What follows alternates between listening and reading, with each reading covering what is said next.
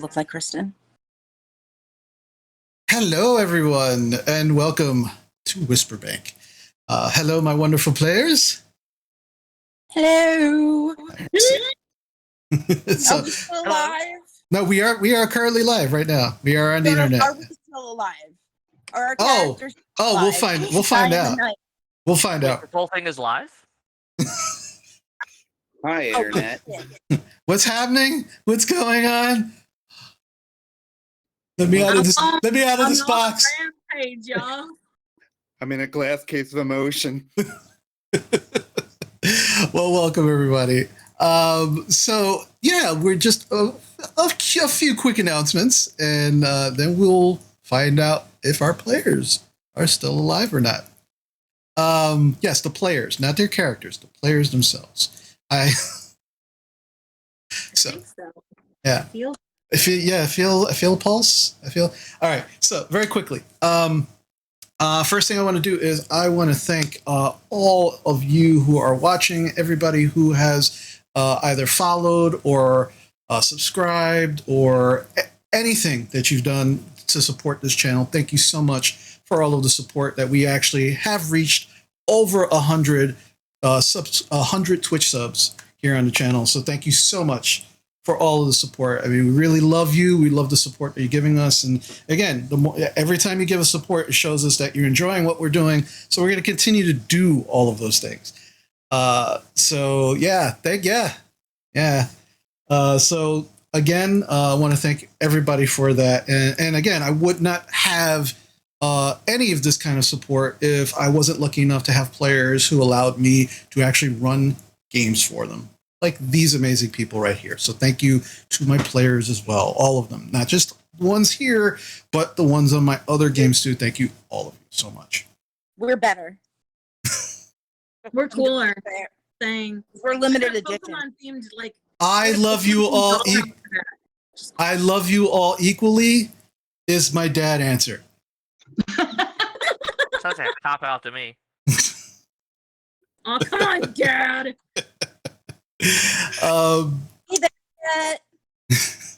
So second announcement, just to remind everybody, we do have merch. Oh yeah, we've got merch in the merch store. So if you have not checked out the merchandise, the amazing artwork by the wonderful Isaiah Roa, where you can also find their information in our About section, did all of the amazing character work that you see here, that is constantly on the stream. So please, if at the very least, go to their Twitter, follow them. They do amazing artwork, and we got so lucky finding them. So thank you to Isaiah, but also check out the merch store. Check out all of the cool stuff that we have there. We have the t-shirts, we've got mugs, we've got hoodies. Check it out. It's all fun. All right, and then for the very last, I said I was keeping this quick. Very last announcement is this is session 4, folks, of a 6-part miniseries. So if you have if you have not seen what's led up to this point, watch us first, and then you can catch up on our YouTube page. So the first 2 episodes are already uploaded on our YouTube page. The third one has been for the last 2 weeks here on the VOD here on Twitch, but it will actually expire, if it hasn't already expired, within the next hour or so. So by the end of the week, that will be up, and then you'll be all caught up. But if you haven't seen it, if you haven't seen where we're going, come on, what are you doing with your lives? Come on, just check it out. Like, see where we are, where these amazing players and teenagers have led up to this point. But again, you can catch up on all the stuff on our YouTube page as well. That's it as far as announcements are concerned. So with that, let's jump into where we left off last session. So it is the Christmas break. You all gathered together to kind of discuss the events leading up to the current one. You met at Mira's house. You met her mom, her very eccentric mom, had That's some. Yes, you had some interesting discussions. Decided to try and find out some information about the two classmates that you haven't seen in a while that have not been reported missing, like some of the other ones that have. June and her brother Donald, Noburo. And upon some further investigation, you found some kind of gave you more questions than answers. You know, a strange amount of individuals showing up at their home. Upon a successful bargaining with some Fey powers, Amber was able to kind of get a sneak peek into what was happening, but somehow was actually seen by what she saw was Donald, and which led to a chase, which thankfully your buddy Beast there was able to kind of get away from the chasers of your little group who were all in the van. But then you were taken to the police station for some questioning concerning some of the missing individuals that had disappeared over the last couple of months leading up to the Christmas break. During your visit to the police station, some of you encountered a very interesting Special Agent Decker from the FBI, who seemed to be not only investigating the disappearances, but also the Loki incident as well. And the questioning was kind of cut short by, I don't know, the doors of the police station being chained, the power going out, and seemingly the missing students surrounding the building. You heard some of... Decker, you found him. You heard some of the strange things that happened during the Loki incident actually happening again. The odd sounds, computer sounds, and connecting modem things. Talking about the anomalies and relinquishing Diana and Tiffany to them, and no harm would befall the group. After it was clear that something really sinister was going on, because it wasn't clear up until that point, you were shoved and ushered into one of the protective custody rooms by Mars's dad. You were given the keys, and you were also locked in. Unfortunately,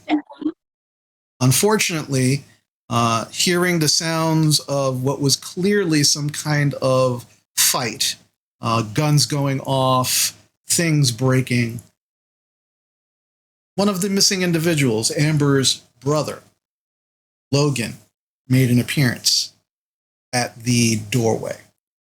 Now, this doorway, very thick, about 6 or 7 inch steel with this little glass view in the middle. Amber decided to try and make a plea to her brother, seemingly getting through, but not all the way.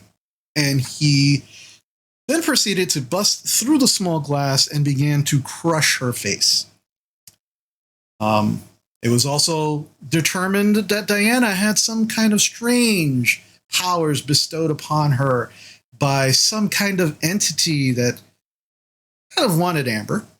But because of that, began to use the strength that was given to her to literally bust a hole open in the back wall of this room, as there seemingly was no escape through the door.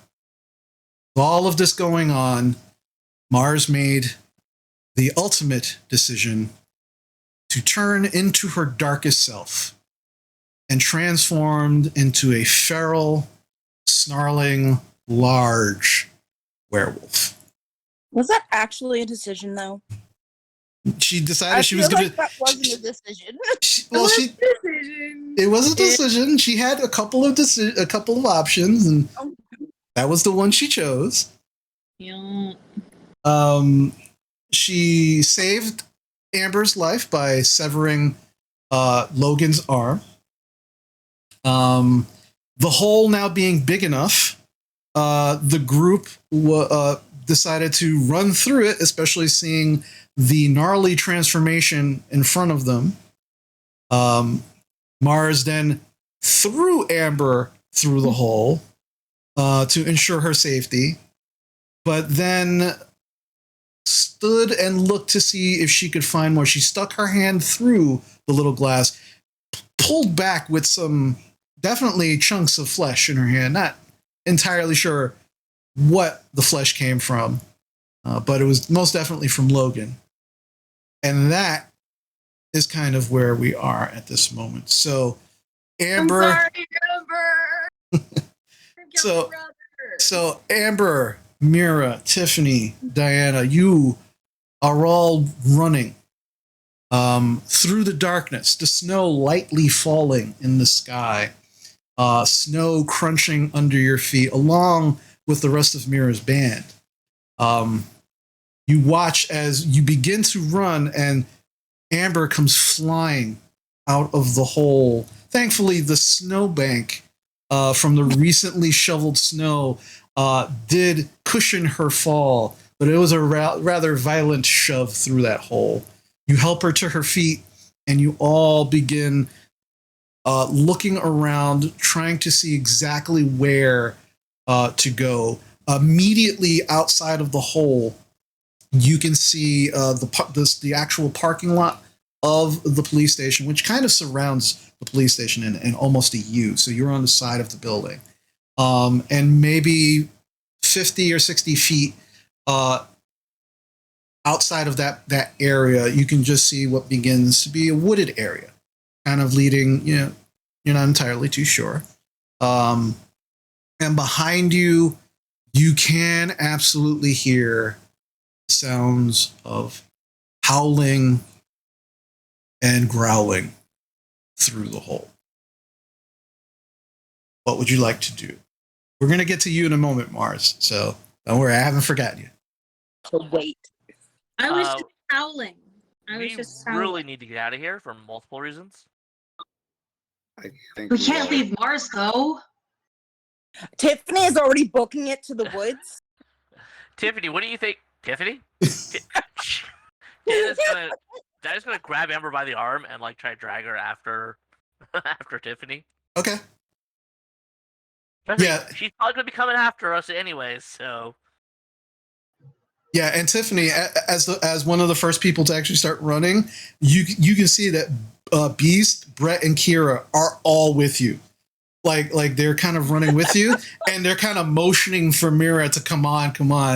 Like they're 100% like down with you right now, Tiffany. Like, yeah, she's got the right idea. Well, duh, yeah. I mean, we escaped to go. Let's go. Eh. I will allow myself to be drugged by Diana, but complaining the whole time. Okay. Diana, as you actually reach out and grab Amber's hand and begin to pull her, that pain, that hunger that you felt in your stomach completely subsides.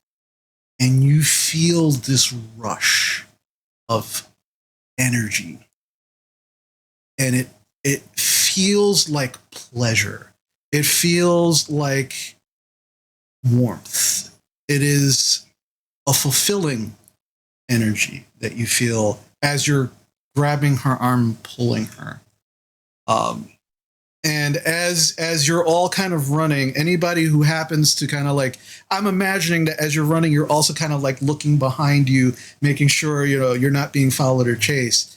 You can actually see Diana pulling Amber and moving slightly away from the rest of the group. Not entirely from the group, but where you're all making a straight beeline, they're slightly deviating just over to the side, so kind of to the left, but not out of your vision or out of your view, just kind of a little bit away. Do I feel anything from this? She really has a really tight grip on your wrist. It's not painful to the point that it like you feel like your wrist is gonna break, but it's not like a gentle, hey, come with me. It is, I got you, let's go kind of grip. Is there anything you'd like to do? Yeah, you gonna keep running? Yeah. Okay. Yeah, I'm gonna keep running. I mean, I don't. Okay. I really, honestly, don't know. I don't think she really knows what's going on in regards to that. I guess it's maybe because she's near Amber. Um, and giant wolf person is probably her biggest concern right now. So she's probably not even really thinking about it. Okay. All right. So as the rest of you are all making your way into this wooded area, you make your way into it, and thankfully it's not very dense where you're constantly getting branches and sticks in your face. It's not that bad, but it does give you a certain amount of cover. You feel a little less open in this area, but you all begin to continue to make your way, and as you all look around, you can still see no lights. Normally, even from here, you can see some of the night lights of Whisperbank, and there's just complete darkness. Not even street lights are on. That doesn't surprise me. Same. But you continue running and making your way into the forest. Bars. I'm sorry. So I just have a question. Yeah. In relationship to where the town is and the sheriff's building, how far away are we from the van, and how far away are we from like our various homes? Okay, so The school? Like, what is the closest thing for us to be angling towards? Okay, the closest thing to all of you would actually be the mall under construction. Because the sheriff's the police station is actually kind of on the southern edge of Whisperbank. So it's kind of like it's one of those things where the actual local government decided that they didn't want one of the main buildings in the middle of town to be a police station because it would look bad. So it's kind of on the edge of town to not be an eyesore is one of the things that the local government has said in the past. But yeah, the closest thing would be it's probably about 2 miles from you. And you were all, and to remind you all, you were all driven in either in the paddy wagon or in the squad car. So the actual Mira's actual van, the band's van, is back at Mira's house, which is pretty far from where you're at. Damn. Okay, cool. I'll let you resume your storytelling duties. Thank you for clarity. Yeah, no problem. All right, Mars. Currently, in your form,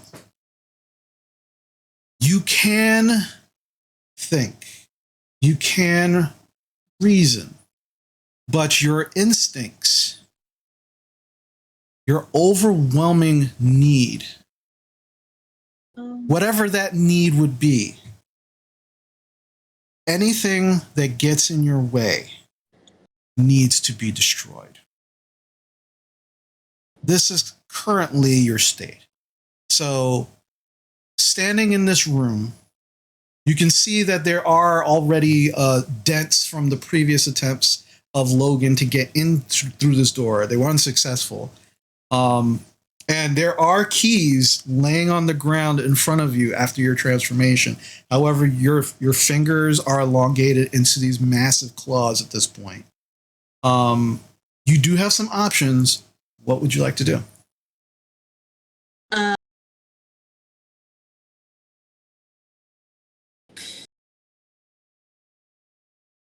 I guess try to rip the door off. Okay. So I would like for you to roll 2d6, and you're going to add your volatile to this. You are lashing out physically. 8. 8. Okay. So you are successful. But of the 3 options, you already used one. You became your darkest self, so that's not an option for you right now. This would, if it was against an individual, they would learn something about your true nature and get a string on you, but this is a door. I think the door has pretty much figured out what you're about. Which only leaves that I get to decide how bad the harm turns out for you from the attempt to rip this door open. So you begin to tear, you're trying to tear this door out by the hinges. You have already one of your massive clawed hands through the glass, the small glass window, and you feel the jagged pieces of it digging into your hand. You're yanking the door using also the handle, and you just strain and exert yourself to the point where you do take 2 harm. And you feel something pop in one of your shoulders, and you now feel like a burning sensation, but you feel like you can push through it. And as you do, you watch as the door begins to just buckle under your strength, and you immediately just rip it and tear it to the point where it's not off of the actual concrete, but it is now pulled down towards you, where you can climb over the door and into the hallway. As you look into the hallway, you can see this, and you saw this actually earlier, what looks like this smear of blood across the wall leading out of this actual area. The door that leads to these holding cells is completely obliterated. It's made of wood. It is in splinters, shattered, something seemingly thrown through it. And as you look through the hallway, you don't see what that could have been. But you can now look into the rest of the actual station. Right now, the only lighting in the station are flashing emergency lights. It seems like something is kind of like the emergency lights are fighting to stay on, but they're just kind of like fading in and out. But that's the only light you have. So what would you like to do? I'm going to follow the trail of blood. Okay. You immediately find an arm. A very familiar arm. You kind of severed this arm. Oh, wait. And then you look at it. You go, no. The arm I severed is in what the hell is this? And you look down and you pick up the severed arm, and there's still cloth attached to it, and it looks very much like the sleeve of one of the deputies.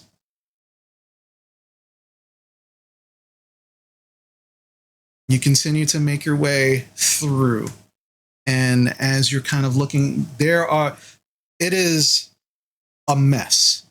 There are tables flung everywhere. You can see bullet casings on the ground. You can smell in your form the smoke of guns in the air.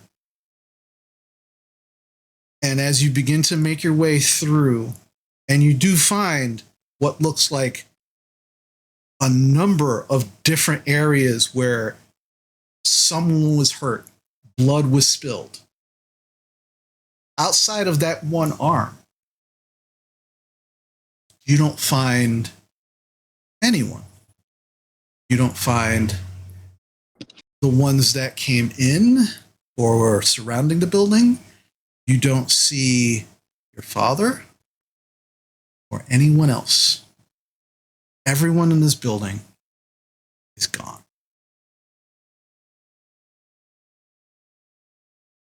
Okay. Like I've searched the whole building and nobody's there. Nobody's there. You've gone through, at the front door, You can see it looks like it was, for lack of a better term, blown inward. I mean, it's just the doors themselves were metal and wood. The wood parts are shattered. The metal parts are torn and jagged. The glasses, there's just glass everywhere. You can see the remnants of chains the chains that were actually keeping those doors closed in the beginning of this conflict. Those are pulled apart and broken as well. Okay. But you do, as you check this area, you do see what look like bloody footprints leading away from the building. Can I follow them? Absolutely. You begin making your way and following them.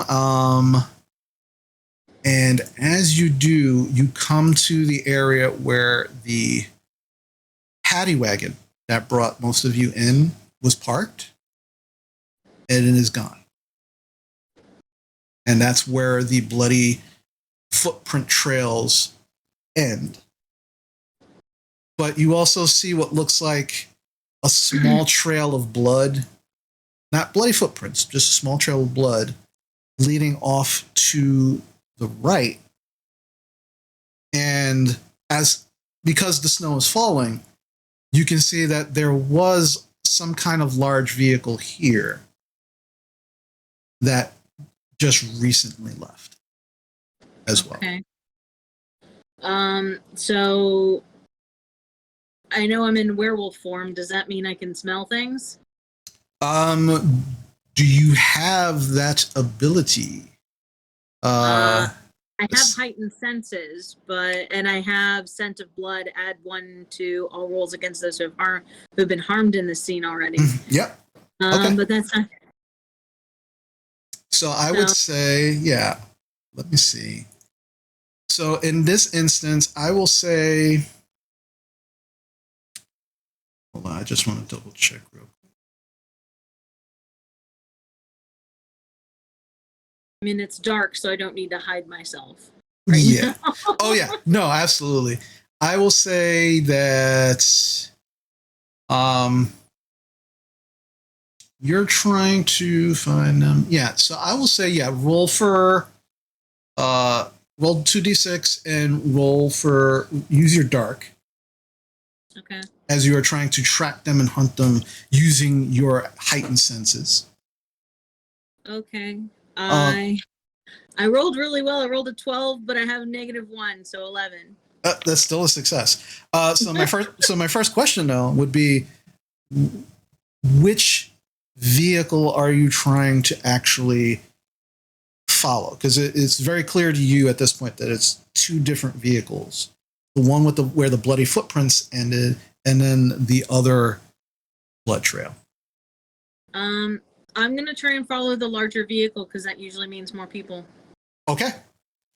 All right. So as you kind of get down on all fours and you actually begin to kind of grab the bloody snow and just kind of lick it, and you're smelling the area, you do smell your father, the other deputies, and 4 other individuals, 2 of which seem to be bleeding profusely. You would expect one of them to be probably Logan. The other, you're not sure. Well, probably one of the guys who lost his arm. And you realize that for whatever reason, they're all together in that vehicle, and you begin on all fours, just racing towards that vehicle, which seems to be heading right into the heart of Whisperbank. Not to the hospital? Nope. Okay, then. They are following the actual street and roads that would lead them right into Whisperbank. Okay. So you continue to follow. While this is happening, the rest of you making your way through the forest, you're kind of pushing through, you're breathing hard, you're just trying to process all of this craziness that's happened in the last few minutes. You you all kind of like stop for a moment and just like kind of take a breath of what's going on. Brett immediately like, the fuck is going on? What the fuck is that? Whoa, what the fuck is going on? Brett, shush.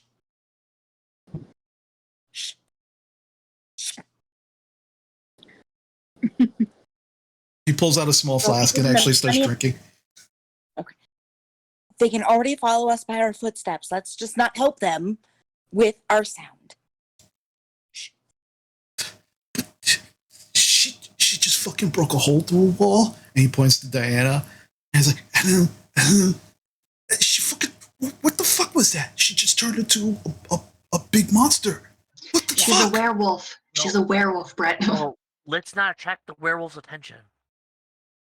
As soon as you say that, Diana, he immediately like, okay. He was about to get slapped. Immediately is like, oh, okay. So you all just kind of take a moment, like you're all just kind of looking at each other, trying to process, catching your breath, and then continue. Is Diana actually with us? They're kind of maybe about 10 or 15 feet away from the rest of the group, but like you're all not too far from each other. Yeah. I gesture for them to get closer so we can actually talk. Yeah, I will move. I will move closer. Okay. So, where are we going? We need to get away as far away from here as possible, and we need to stop leaving tracks. Which means we need to get out of the woods and we need to get into a populated area. Or you could bust out a broomstick or something. I'm about to hit you with a broomstick. Okay.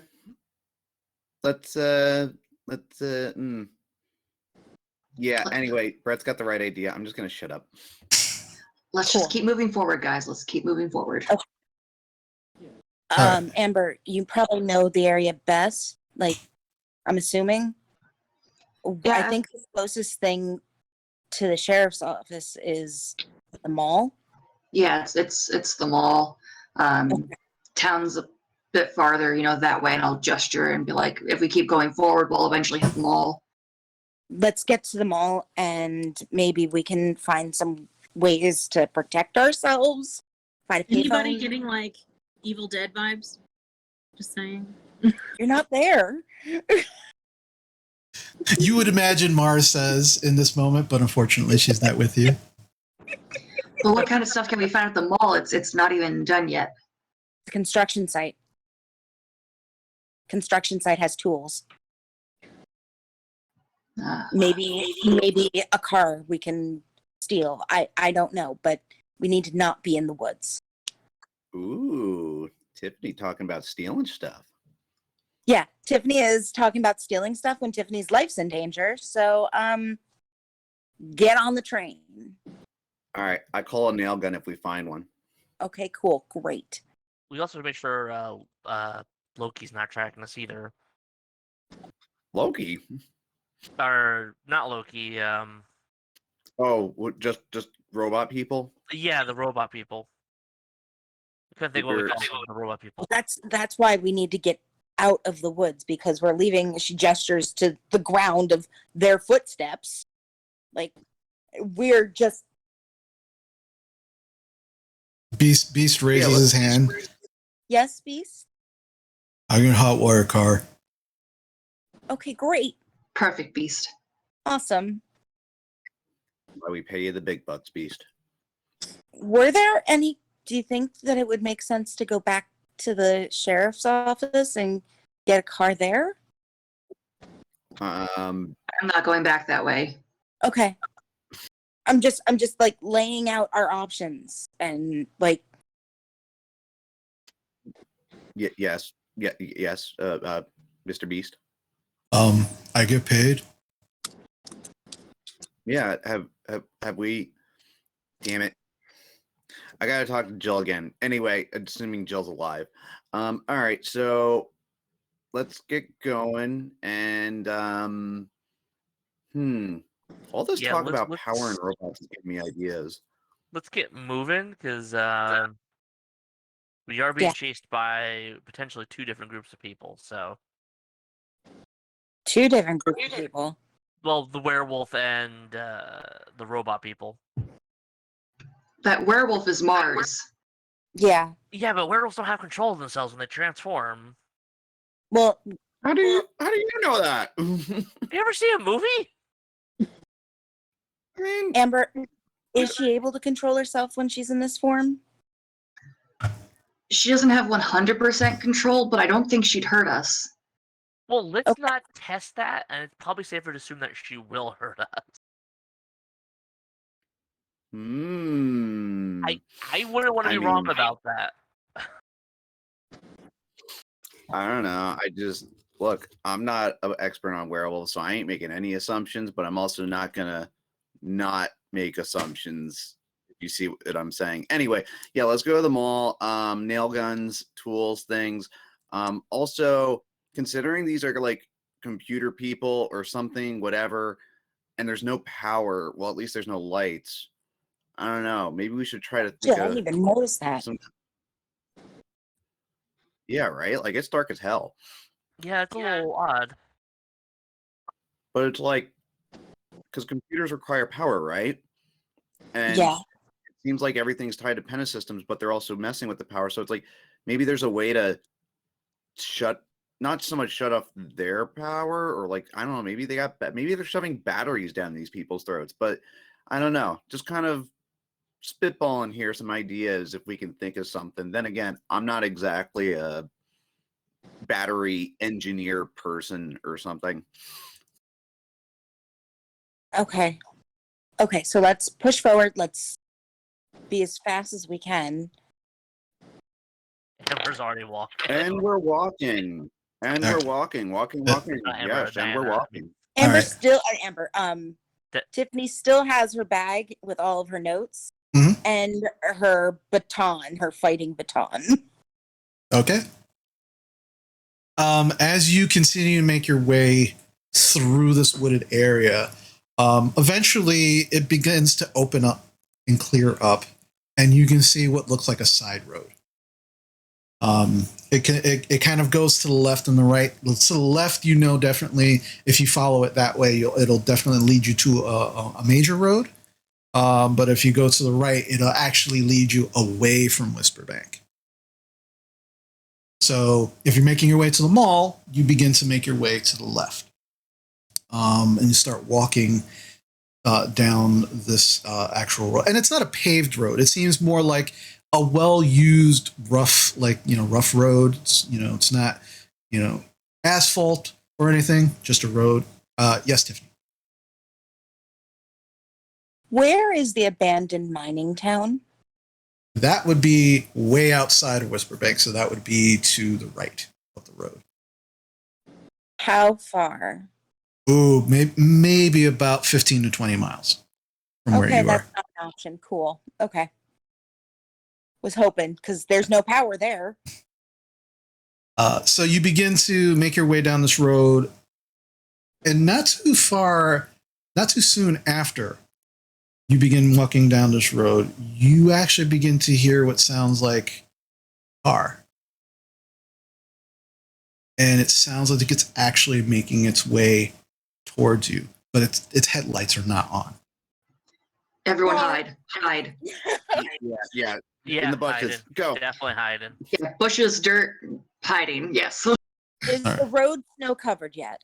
It's a very light snow, so there is like a light covering of this of the Is area. there a bunch of our footsteps? I would say that it looks possibly not like, it doesn't look like footsteps because it hasn't been completely Okay. covered yet. Cool. So you Okay, begin and- to yeah. So you kind of dodge. You got to duck into the wooded area, which you're actually maybe like 5 feet from, like walking down this road. And as you kind of dive in and begin to kind of hide behind some of the trees, waiting for this car to go by. It begins to slow down, and you can see that it's a large black van. So you see a large black van? Yeah, it's similar. It's similar in design of the band's van. It is just now it's completely black. The only windows you can see, again similar to the band's van, is the windshield and the driver and passenger side windows.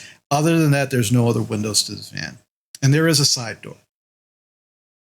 And as it slows down, maybe 5 feet from where you've all decided to hide, it stops.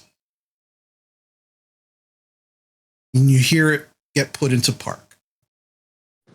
And then a moment goes by and you hear a voice. I know you're there. You might as well just come on, just get in the car because we don't have a lot of time.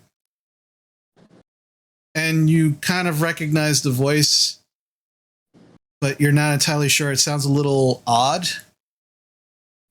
And you can't really put your finger. You recognize it, though. You're just not entirely sure. Is it the FBI guy? I forget his name. Oh, Agent Decker? It sounds like him. Yeah. I'm going to peek around the tree I'm like hiding behind, just like very slightly. You peek around the tree and the passenger side door, the window, which is kind of like facing where you're at, is black, is tinted. So you can't really see unless you actually like come around to the front of the van. Amber, don't start pulling on Amber. Look, we don't have a lot of time. I see. She can't be trusted. I can see you behind the trees. You're not hiding very much. Just come on, hurry up. We don't have a lot of time.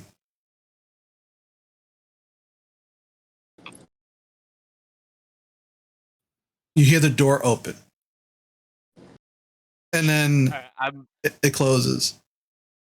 And you start to see Agent Decker kind of come around the side, and he's limping. And he's got these things on his face, and you can't again, it's in the dark, and you can't see very well, but it's like these massive big goggles on his face. He's like, and he points right at all of you. I can see you. We need to go. Come on, let's go, please. And then he goes over to the side of the van and opens the side door, and you can see what looks like just more seats in the back. All right, look, this is better than nothing. I'm gonna stand up. Come on. He's like, come on, All come right. on. I'll follow after Diana. Can't let her do it alone. Well, now I have to go.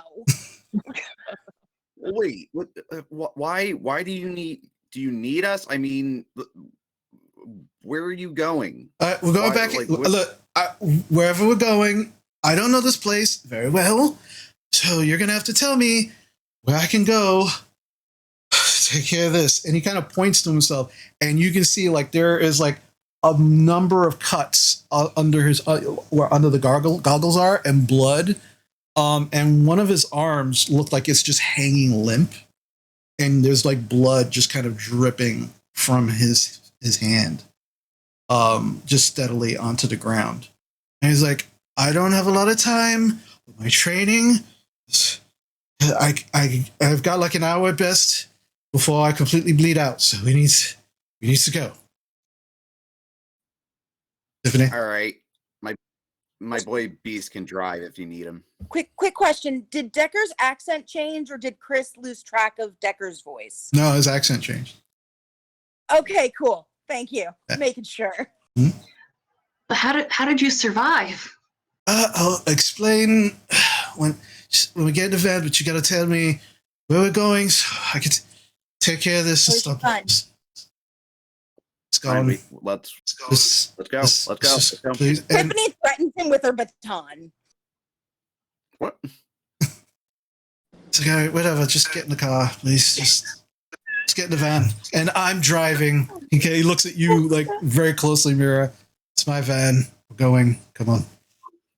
Well, just don't pass out while you're behind the wheel.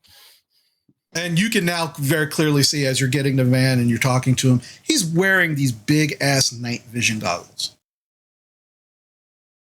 Oh, All right, into the van we go. Yeah. better than the alternative. What are you, a ninja or something now? He kind of shakes his head. Look, it's my van. I come prepared. Any eventuality, you'd be surprised how often I'm in a situation where the power goes out. So you just tell me where we're going. Beast So drive. I can nope. I'm driving. Tell You're me hurt. where. That's right. Tell me where we're going. You're hurt. So I'll just sit here and you, whatever. Well, how about we go to my Beast parents' is house? driving. My dad's a veterinarian. He can stitch you up. All right, fine. Not a bad Tiffany, idea. Tiffany, you're trying to shut him down. So, roll to shut him down. Hold on. My pad went dark on me. Okay. Sorry. Yeah, no problem. So you're gonna roll 2d6 and add your cold. My cold. Oh god, I got a -1. That's sad. D6. I got a 5. 5. Okay. Mark experience. Remember, every 4. Yay! Yeah, every 4 experience you get a new skill. So don't forget to do that. I know. I've only gotten 2 experience. Okay. Can I just think I keep have the most at trying to 3. shut him down and just mark up some experience? Can we do that? So he kind of looks at you and goes, well, no, it's my van. Nobody can really drive it but me for reasons. And the longer we stay here, the longer where everybody's in danger. So, and he looks at you, Amber. So tell me where you live so your parents can fix me. I don't trust you. And Tiffany gets in the van. He goes, that's Just fair. gonna warn you guys now, we're having a really bad thunderstorm here. So if we lose me, I'll be back. Okay, fair enough. Thanks for the Same warning. here. Same here. Real bad storm. Yep, no worries. Yeah, thanks for the warning. Cool. But yeah, so as you get in the van, Amber, you tell him where you live, kind of give him directions, and he begins to he kind of pulls. He does a couple of weird things. Mira, your Brett has a van like this. This looks like Darth Vader's bathroom. There's these weird buttons, and they're not glowing like red or a bright light, but there's like this underlight to the buttons that allows them to be seen. And it's like a dark, almost like a glow, like a black light, almost glow to these buttons. And there's just like a bunch of different buttons. And you watch as he just kind of pushes a few buttons, and then puts the van in drive and begins to drive. And you are all in a very, like, the seats, there's enough seats in this van for everybody. There is plush carpeting, black carpeting on the floor. The seats themselves are this very comfortable leather. And you feel like your butts are getting warmer. Clearly there's some kind of heater within the seats. And it's actually pretty comfortable considering the craziness that's just happened. And he still has the night vision goggles on. He hasn't turned the lights on of the car. There's no lights in the car other than those, backlit buttons on the dashboard. Who am I sitting next to? You're actually sitting next to Beast. Is this Batman's van? Oh no, it's pretty cool. I like the seats. My butt's nice and warm.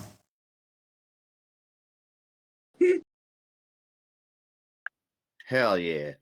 And Beast is like, everybody with all the freaking out that's going on, Beast is like really calm for some reason. Like it's like none of this is phasing him in the slightest for some reason. And he's just like, cool with everything. But that's normally how Beast is. Yeah. Go with the flow. So now as you are speeding your way back to Amber's home, Mars, you have been following this vehicle for the last half hour, 45 minutes. And you are now smelling something different. Smelling people. Smelling lots of people. And you begin to slow down and look up, and you can see that you are beginning to approach a residential area as you are now making your way back into Whisperbank proper. You can see now in the distance, there are a number of people kind of hanging out outside of their homes, talking to each other. There's no light. The street lights are gone. Some people are holding out candles. You can see other people have taken out tiki torches from their sheds and their garages and have placed them in the front of their homes and kind of lit them up to kind of give some light in the darkness along with the candles that they're all holding. And it seems that they're, for the better part, just trying to make sense of this blackout. And they're just kind of talking with each other. You can see some of the kids actually like having snowball fights with each other while they're outside. But in your mind, they're in your way. They're going to stop you. And you can't have that. And so you begin to continue your pace. And you are now maybe 15 feet away from the closest person who just before you do anything, you hear, wow, is that big dog running at us? What do you do?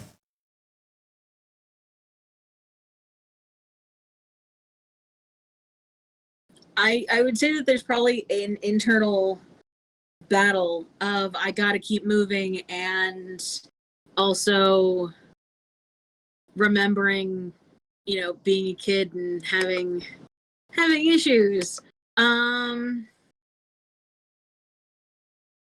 So I would probably say if you're having this kind of internal struggle with your darkest self, I would ask you to roll 2d6 and add your cool as you're trying to keep your composure. You're trying to focus on not hurting these people, but just getting to where you need to go. Okay. Adding my cold is not a good idea. I have a -1. Oh, ouch! I got a 5 plus a -1 is a 4. Ooh, okay. Oh, y'all! These people are absolutely in your way, and you need to make sure that they are no longer a threat to you or your goal. She's gonna eat children. Well, the first person you run up seems to be just a man who's out talking with some of his neighbors. And as they saw you approach, he began to kind of like try to get a better view of what it was, and kind of he's maybe about 10 feet away from the rest of everybody else. You're gonna reach him first, and he seems to be the biggest threat to you. Just run him over, or do Okay. I have? Or do Okay. I have to? Can I just knock him down and just keep going? Okay, Or do I have to knock this man out? Well, no, you can absolutely do that, but I'm gonna need you to roll to lash out violently, and we'll see how much you hurt him as you knock him over. Okay. So 2d6 and roll your volatile. Oh, thank God. Okay. That's an 11. Okay. So you you run up and you're just gonna bowl right through him. And as you do, you watch, much like a rag doll that just got thrown by a small child, he goes flying into the air about 5 or 6 feet and comes down, and you hear this crunch as something breaks as he lands. And at this point in time, everybody starts screaming. You watch as people are now grabbing their kids and pulling them back into their homes. The two women that were about 10 feet away from him that you are now starting to close in on are just frozen in fear at this point, and they are in your way. So if you're going to continue running through people, I'll need you to lash out violently again. Because they are literally in your way. And they're not moving because they are just frozen. 10. 10. Okay. You bowl right through them. Like, and again, it's pretty dark. It looks like as far as they're concerned, is you're just some kind of large dog or something. And they go flying. One of the women gets thrown through one of the wooden picket fences. And you just hear the wood crash and break. As while she's screaming as she's being thrown, as she hits the ground, there's no more sound. The other woman seems to have kind of gotten the better part of the deal, getting completely tossed into a snowbank. But is not moving, and you are just now just making your way. And as this is happening, people are screaming and running and just trying to either get back into their homes or just make their way as far from you as possible. And you seem very satisfied that you have eliminated the threat. But as you continue to close that gap and close that distance to your prey, you are beginning to smell more people, as you are definitely making your way into central Whisperbank. And it seems to you probably the first place you're going to hit in central Whisperbank is going to be Need Pizza, where your mom works part-time. And it just kind of flashes in your mind in that moment, but just doesn't live there very long, as you know that you have to continue chasing down your prey. Everybody else. Sorry, what?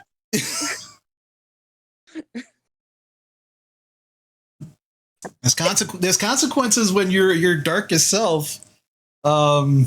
Unfortunately.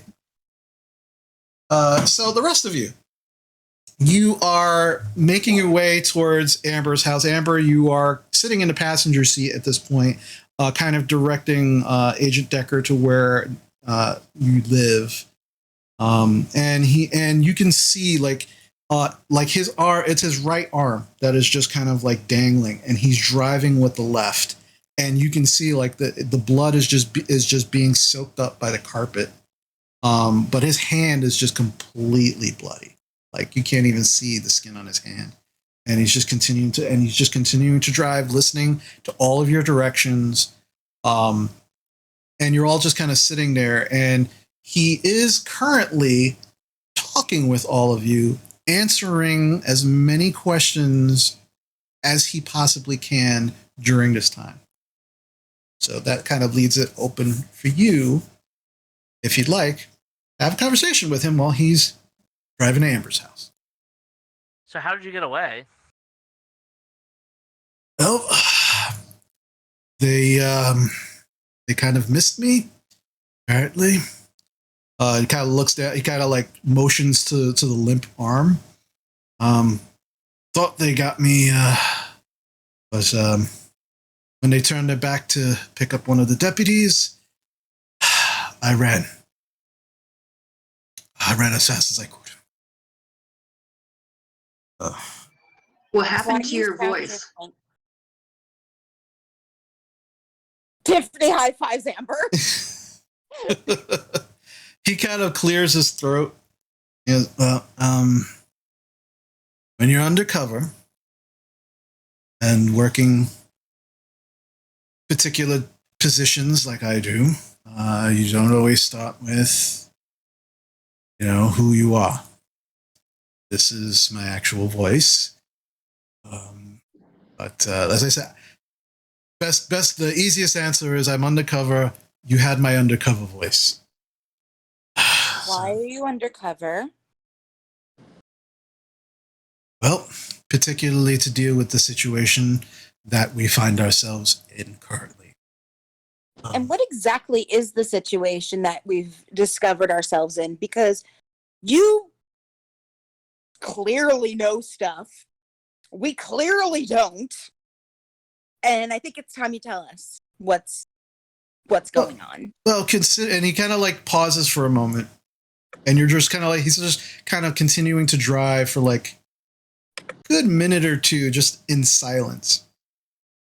And then he begins to answer. He's like, well, considering that your friend's a werewolf, probably stands to reason that a number of you in this van, if not all of you, are some kind of creature, supernatural or otherwise.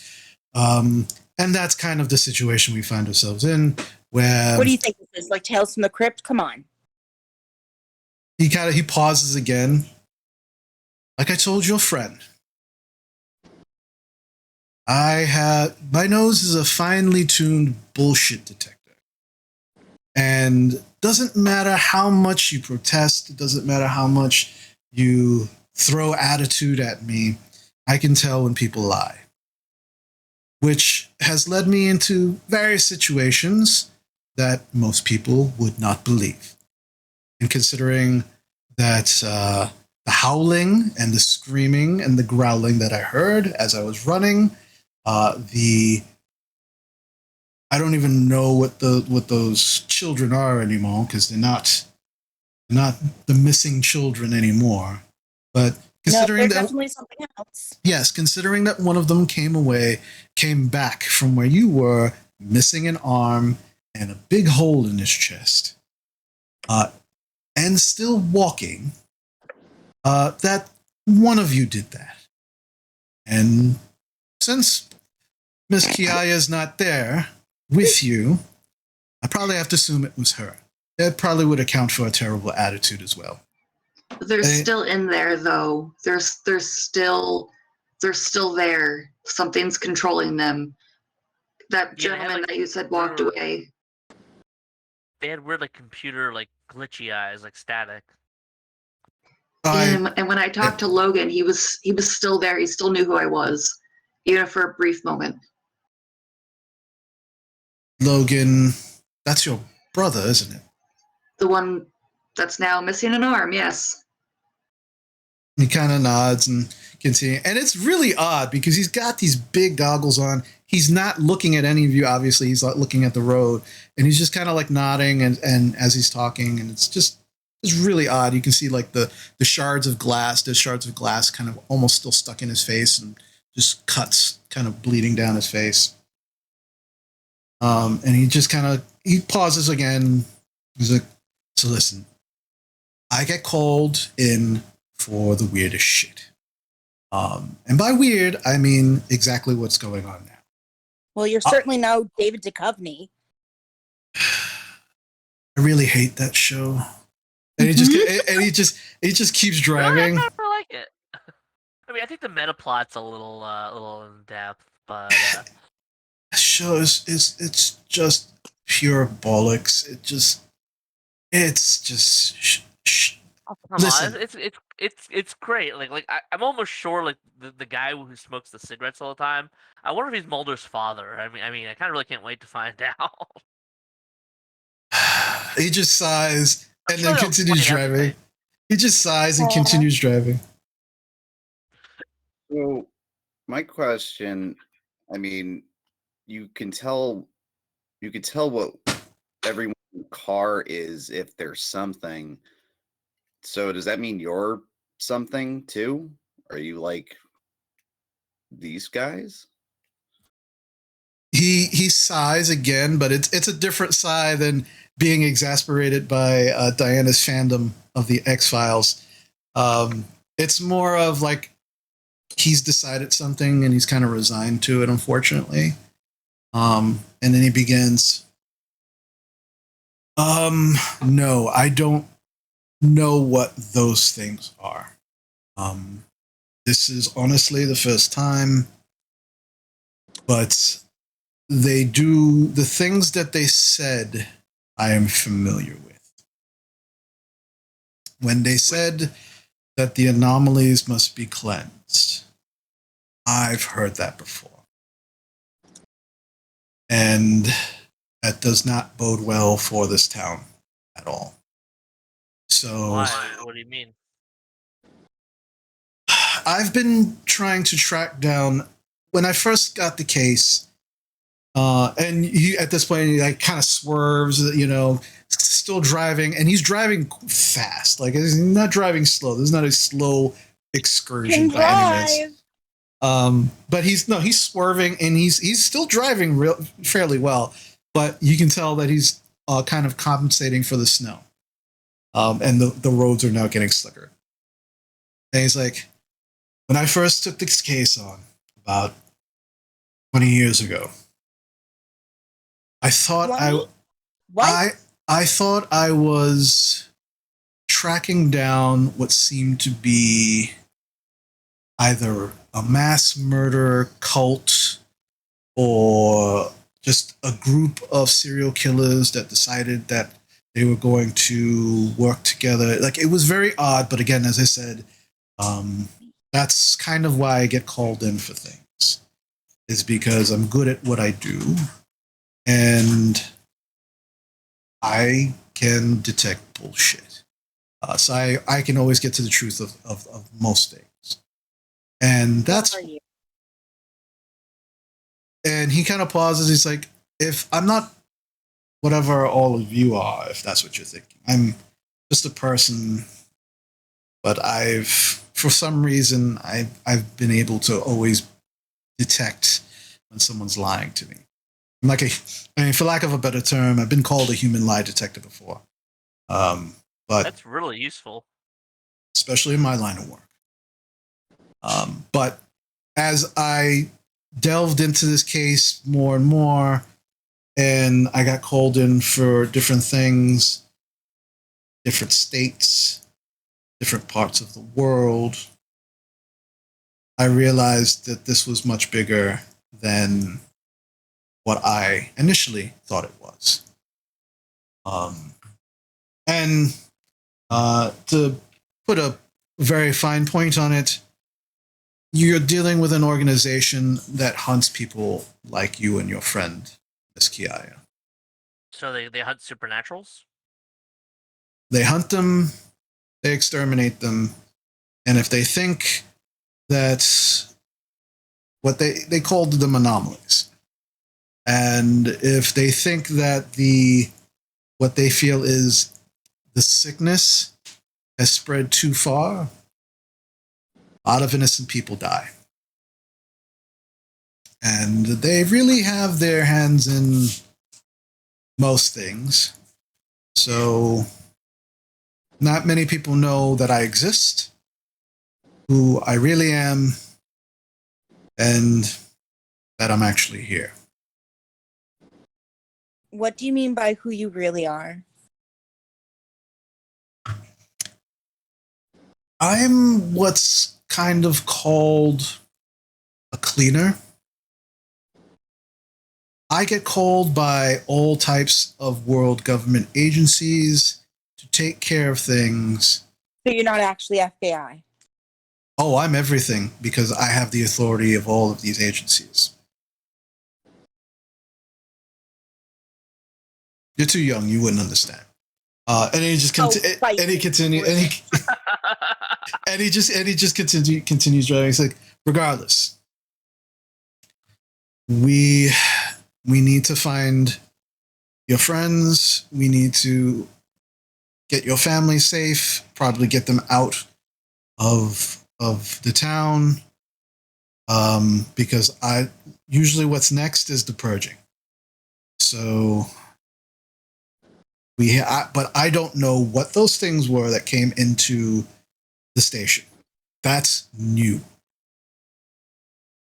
I've never encountered something like that before. They look like people, but they definitely don't act like people. They act like hollows. No, hollows tend to have more of a...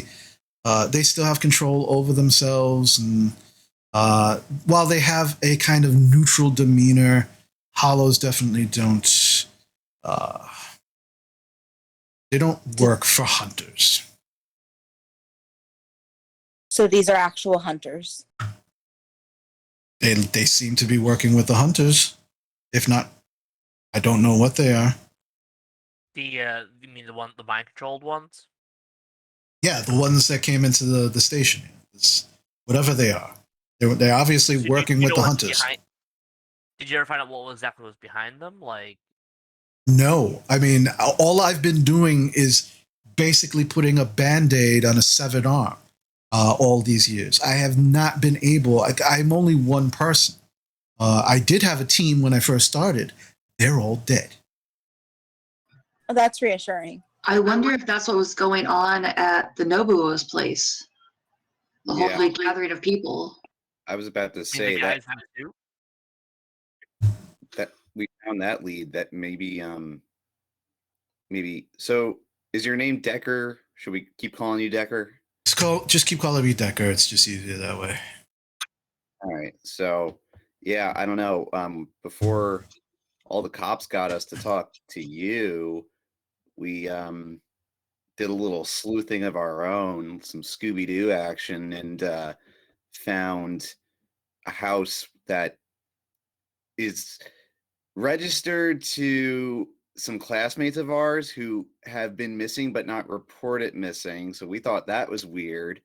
And turns out there was a lot of suits, looked like government suits gathering there. I mean, my only confusion now is like you're saying, whoever these guys are, I mean, Penta Systems just recently got here, and this all seems to be a little computer weird stuff. But they seem to, like you're saying, they have their hands in everything, but then you're also an agent of everything. So it's like, I don't know. Is it parts of the government? Is it not parts of the government? Is it some like? I mean, you seem like you want to stop this. You want to help, but Yes, I'm the it only one seems that like does.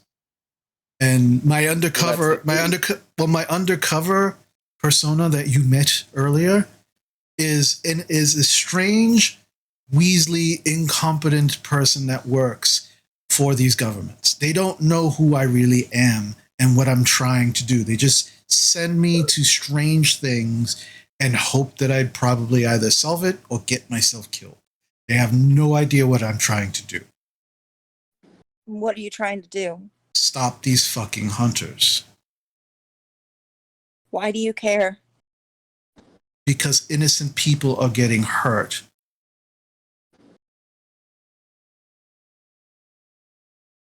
And that's what I'm trying to avoid tonight. All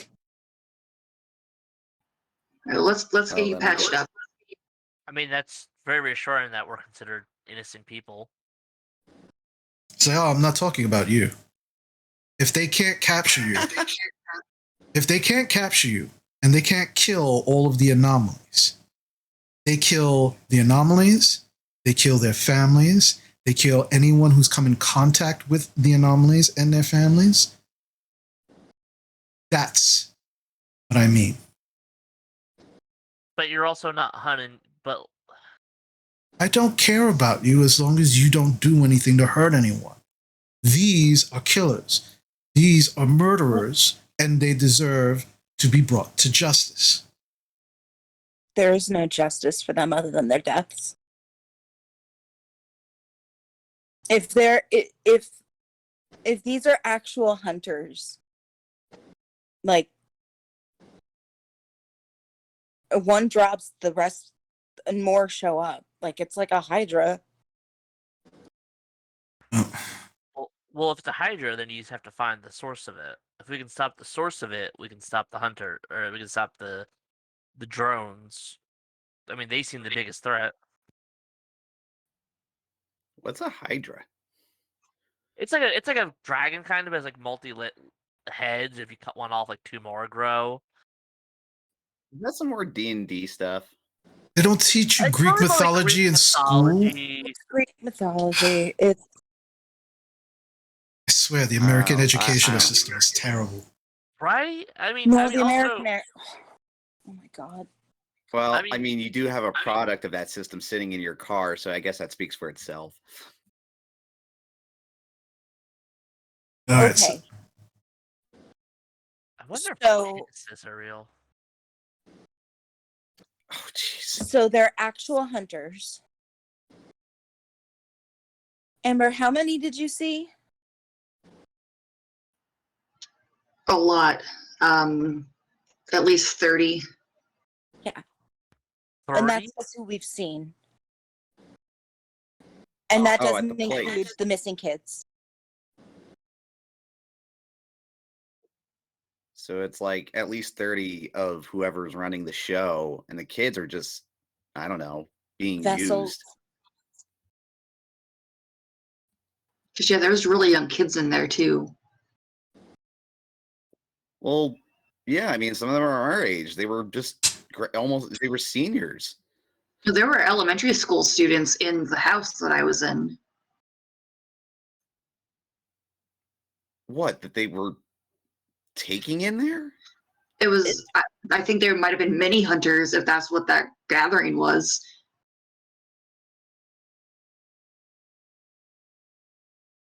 So I don't even know what to say because like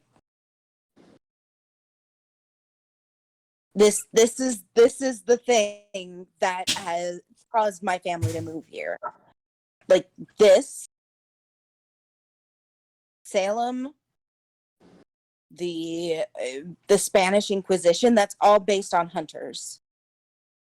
I hear nobody expects the Spanish Inquisition. So you're saying this has been like a long time group? No, just hunters have always existed. Yeah, that's what I said. That's what I'm saying. You're saying that they've been around for a while. As long as my family's existed. As long as there have been people who've made deals and werewolves and ghouls, as long as those things have existed, there's always been a hunter.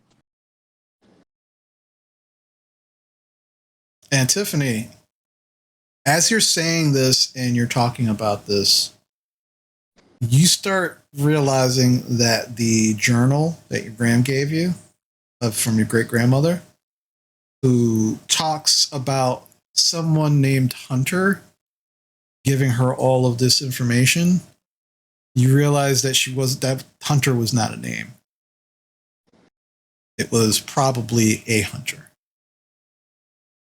Then why would a hunter give her information? You're not sure. Maybe one of them went rogue.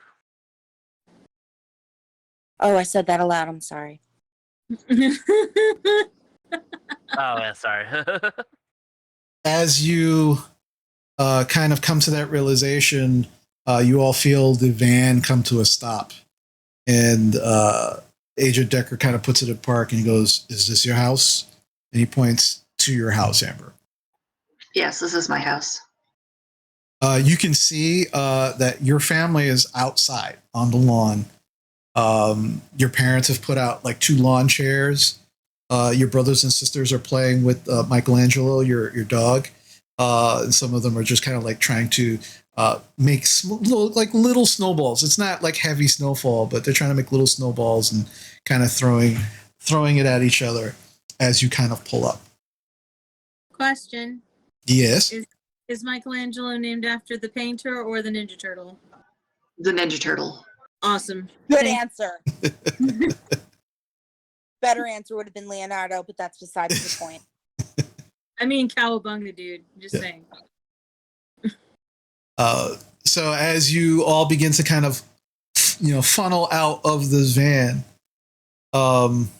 your parents are kind of looking like odd at this black van that just pulled up to their house with no lights. And now they see their daughter and a bunch of teenagers coming out. And then this strange man who's just kind of like limping and just like his arm is just like completely limp. Your father gets up and walks over to Amber and says, "What's going on here, honey?" There was an incident down at the police station. This gentleman is hurt. Can you help him? And as he comes over, he goes, sir, FBI. Yes, your daughter's been very instrumental, very helpful. but I'm very hurt, as you can see. Could you please just she says that you could help. Could you? He's like, oh, yeah, come. He's like looks at him. Let's go in the garage. And he points to you, Amber. He's like, you go take care of your friends there. I'll take care of this gentleman. All right, thank you, Daddy. Yeah, we'll talk, but I'll let me take care of this first. And he kind of goes into the garage, and Agent Decker just kind of goes along with him in the moment. And you are just kind of make your way. You're starting to make your way inside. Your mom kind of gets up. She goes, "Honey, are you okay? Is like everything all right? Like, who was that man?" His name is Agent Decker. He's from the FBI. You know that little thing that I have going with myself that you know about? Uh-huh. Apparently there's people out there hunting for people like me. Like right now? Yeah. And I think it'd be best if you packed up and left. She just kind of looks around really quick, and she get in the house. You and your friends get in the house. Kids, come on. And she just starts calling your brothers and sisters. And it's like, everybody go inside. There's some candles already burning in some of the rooms. Just go inside. Amber's parents are too pure for this world, I swear. As we go inside, I'm gonna look at Amber like, does your mom know? My parents do know, yes. Me and all of my siblings are adopted, so they just got the lucky draw with me, I guess. Yeah, I guess so. So she, your mom, as you all go inside, your mom is the last one. She closes the door, and she starts calling after your brothers and sisters. Listen, we're going away for a weekend trip, so everybody pack your stuff up. You know what to pack up.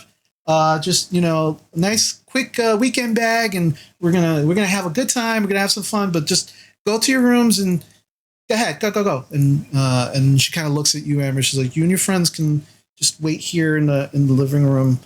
I'm gonna go talk to your father, and then we'll figure things out. Okay. All right. And she kind of gives you a very quick hug and gives you a kiss on the cheek, and she goes, "It's gonna be okay." She walks out. She kind of walks out to the garage to go talk to your father. So that leaves you all kind of sitting in this living room, very big living room, and you would expect with all of the siblings that you just saw, that this is a pretty big house. So there's plenty of spaces for you all to kind of sit.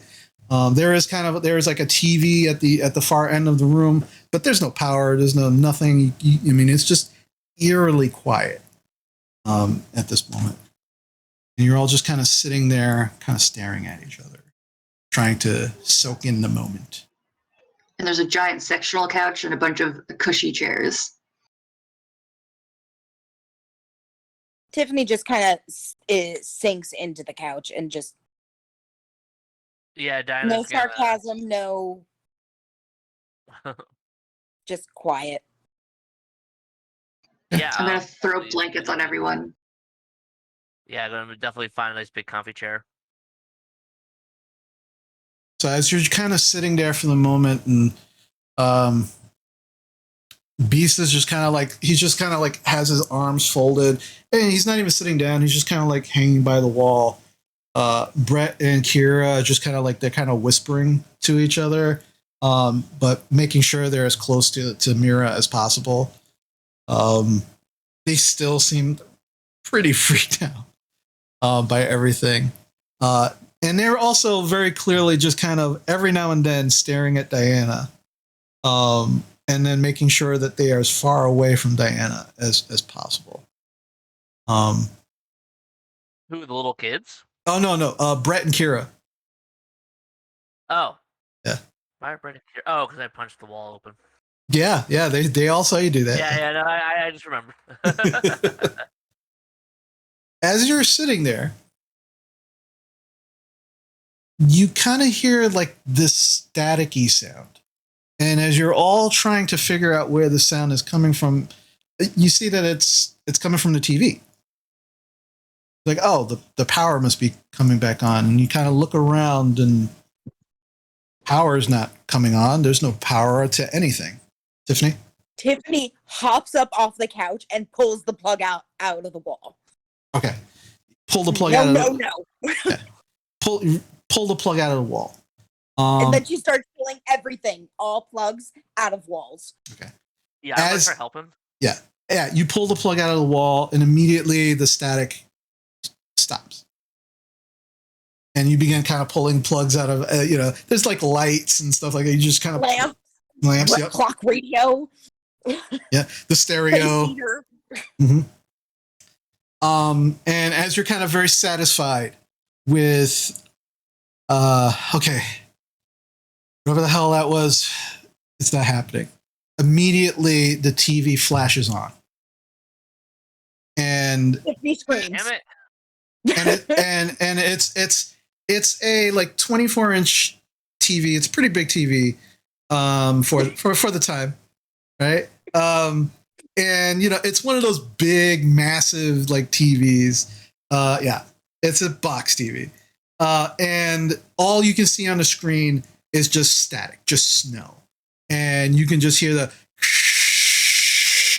going on, and then you begin to hear a female voice come from the TV. There's no output. There's no only output, no input to this. So you have to listen to me very, very, very carefully. All right? You have to stop them. You have to stop them immediately. You either have to stop the power that they are amassing, or you have to destroy the program. They are not in the same place. So you have to find either the power source or the program. But you have to do something, and you have to do it fast. Too many people's lives are at stake, and you have to do something. Please. I can't hear you. I'm not. You can't respond to me because there's no input. But I know you can hear me. So please stop them. Stop them now. And then immediately, the TV shuts off. And you're back in darkness in the room. Amber, you clearly recognized that voice. That was June. Everyone, that June found us. That was her. That was her. Destroy the program? The power source. It's like I was saying. The batteries in them. So she's confirming that. She's saying that there's a power source or program or something, but they're not in the same place. So, okay, we got to just figure out. That's what we were saying before. Yeah, we have to find the source of this. So if you want to find the program, it's probably Pentasystems, right? It's probably in their main building. Probably. I mean, yeah. Unless they're producing their own power, but if they're not in the same place, then they're probably drawing power from, I don't know, where do you what power plant do we use? I don't know anything about that. But she's right. Oh man, guys, I feel so validated right now. Brett and Kara Mira, you're so smart. Listen. I'm gonna go check on my parents. Okay. All right. Okay, Amber's gonna do that. Do we have Tiffany's clearly quietly freaking out. Like listen, does anybody she's reached her limit. Tiffany, it's good. It's good. Tiffany, June, talk to us. Like, she's trying to help us. I mean, I think she's trying to help us June last can time, talk too. to us. Who else can talk to us and find us? Well, but here's the thing. We've got Decker now, who was kind of weird before, but now seems to be like a straight up dude. And who may die. Who is likely to die. Did you see how damaged he was? Have faith in Amber's dad. I mean, like, come on, we made it Okay, here. Like, I love Amber's dad. He's a vet. He is not a people doctor. He's a vet. He deals with blocked anal glands and kennel cough. Okay. More like giving horses enemas, but yeah, I'm gonna go check on them. Also that. Okay. Okay, that's not people doctoring. That's not dealing with bullet wounds and arms that don't work. We deal with that in animals. I think my dad knows what he's doing. Do you want me to call up my mom and ask her about anal glands? God. Oh my. No, please don't. I mean, I do, but I'm not there. I mean, this is probably safer than being in like a place like a hospital, because last thing we need is them chasing us to a hospital. Yeah, what I thought. you can't go to a hospital. Ooh. All right. Well, so okay, assuming Decker gets stitched up, we kind of have we have another lead now. I mean, besides the Donnie June residence with all the creepy people, power source or Penta systems. So yeah, like And Penta all Systems right. has the entire town wired. Yeah, they also probably have an army of those dudes over there, so that Huh. doesn't sound good. No. So I don't know. I'm just feeling pretty psyched about the whole pulling the batteries out of the toys thing. So, I'm glad that you're really psyched. Diana, listen. Yes. as they're talking about power and the power plant and stuff like that, you're That's starting fair to you're kind of thinking to yourself, oh, wait a minute, my dad's an electrician. He's been doing work at the systems since they came into town. He might know. That's actually good. Yeah. My dad's actually working at Penta Systems. Yeah, so's mine. But my dad's specifically electrician. Okay. So whatever the power source is for these things, it could be where the Penta System can use the rest of its power. So we could potentially get access to it, or at least find out where it is to do so. Do you think your dad would be home? What time is it? At this point, it's probably like around 8:30 in the evening. Yeah, he should be, and if not, he should be home shortly. He's All right, not well, gonna let be. me. Oh, sorry. He's not gonna be brainwashed by them, right? You don't think? No, I mean No. he's been acting normal. I haven't noticed anything weird with him.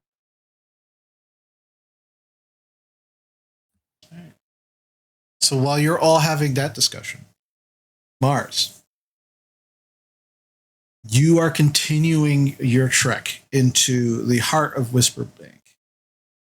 And the scent is now getting a lot stronger. And as you begin, and people see you, but they're not sure what they're seeing. You can hear people screaming, "Look at that large dog! Is that a wolf? How did it get into town?" But people, as you are running through the streets on all fours, people are running and getting away from you as fast as possible. As you eventually make your way down to Need Pizza, and this is kind of like the central area of Whisperbank, where there are a couple of businesses. Not only Need Pizza, the Jive is not too far from here as well, but also Penta Systems. Their headquarters is maybe 5 or 6 blocks from where you currently are. And as you stop for a moment to kind of breathe in the air, to continue to make sure that you are still on the scent of your prey, you immediately feel yourself hit by some kind of like large force, and you are momentarily knocked to the ground. And as you kind of get back up and kind of sit on your haunches to see, and you begin growling. You turn to see what has hit you. And standing 5 feet from you, you see Mr. Murphy. Standing there, kind of looking down at you, kind of shaking his head. Well, I really hoped that it wouldn't come to this, but seems like you got your head way up your ass. So I think you and I are going to need to have a talk. And that's where Mr. Murphy. we're going to take a break. The computer science teacher. Oh, okay. Oh, geez, forgot about him. Yeah, Mr. Murphy. Cool, Mr. Murphy. Yeah. So that's where we're going to take our break. We will be back shortly to see what happens. You all still have a lot to digest and process in this moment. But hopefully, hey, you asked if you were still alive. You're still alive. So there you go. Tiffany's very agitated. All right, so we're gonna take our break, and we will be back momentarily. Stick with us, and we'll see what happens when we come back.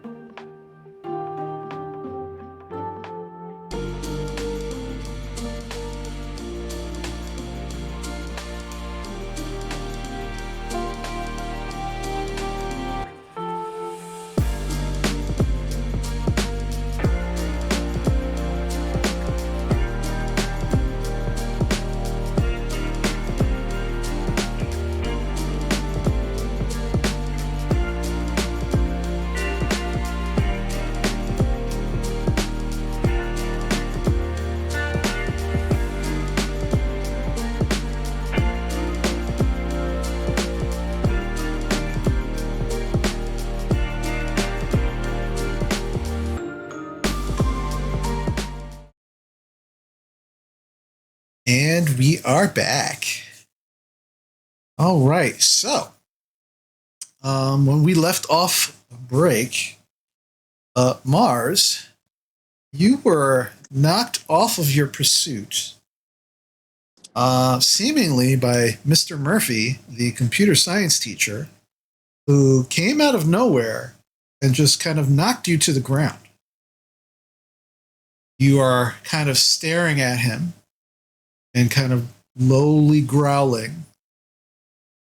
And he's just like maybe 5-10 feet away from you. He's just kind of staring down at you. And he's just kind of shaking his head. He's like, look, you don't want to do this, and I don't want to do this. I smelled the blood. I understand what you're talking about. I understand what you're probably doing. You're scaring a lot of people. You're hurting people. And we can't have that, now can we? Your shoulder looks torn to shit. I can smell the blood on you. We need to stop this before one of us gets really, really hurt. What do you want to do? I'm definitely taken aback by his thing, but I think that curiosity is going to get the better of me. I don't think it would be a good idea for me to change out of Darkest Self right now, especially since I tore off my clothes when I changed.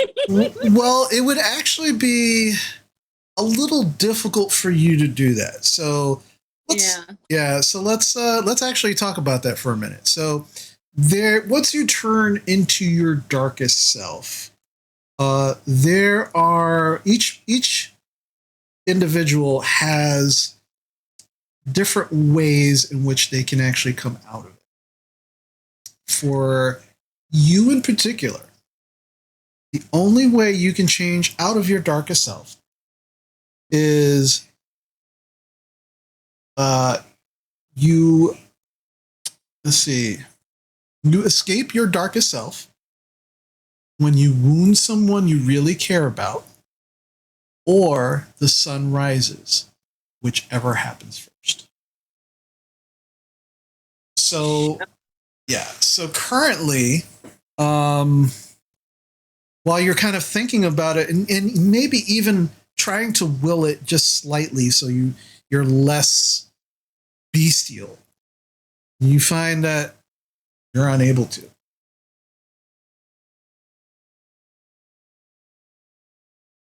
So, and in this moment, he does seem like a threat, but you are also, your curiosity is somewhat piqued because you now get a good whiff of Mr. Murphy as he's standing so close to you and realize that strange scent that that's been like lingering, that you could never quite put your finger on, but knew was there. It's clearly Mr. Murphy. Okay. Remind me, can werewolves talk in this world? I'll say if you want to, yes. I'll say sure. I'll keep it simple and just say following Dad. Okay. As you say that, he kind of sniffs the air. No one's dead yet, so it's probably all right. You want to follow me and maybe I can help you?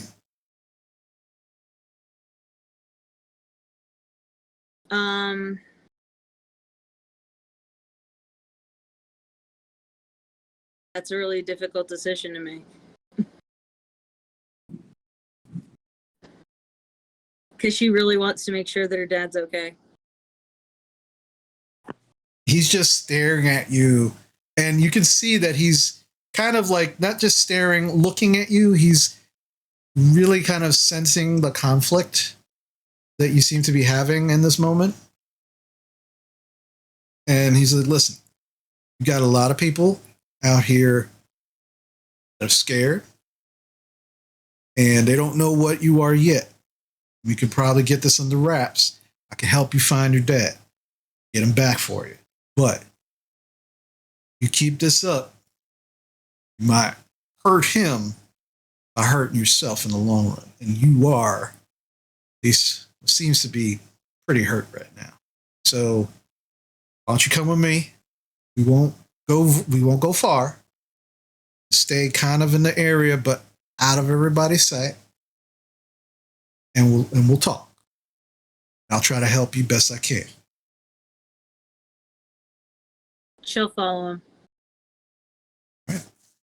So he begins to kind of lead her towards what you've seen before is like this, one of the businesses that has been kind of boarded up for some time. There are, it was a comic book store at one point, but for the last maybe 2 or 3 years, it's been boarded up and no new business has actually taken it. And kind of leads you through a couple of alleys and takes you into the side door of this business, which is actually one of the alleys. And you actually see him pull out a set of keys, open up the door, kind of motion for you to go in. And as you do, he follows, closes the door behind him, locks the door again. And it's a pretty thick, solid steel door. And as you kind of come in, you find yourself in this like very like small kitchen area. And there seems to be a couple of like battery powered lights on in the corner. Not very bright, but very, kind of low. And you can smell what smells like some food, some snacks, definitely some junk food. And there's a couple of chairs in the corner, and then there's another door. And he kind of motions you to follow him through the kitchen area. As you go through the second door, you are now in what used to be the actual comic book store. And you can see all the display racks still there, empty, but where you probably figure that there's going to be a layer of dust and pretty, dirty. It's actually quite clean in here. And the windows, while they're boarded up with wood on the front, you can see that there are steel reinforced shutters on the inside of these windows that are currently closed. And sitting directly in front of the windows is a large chair that is bolted into the cement. And there are these massive chains with shackles on them.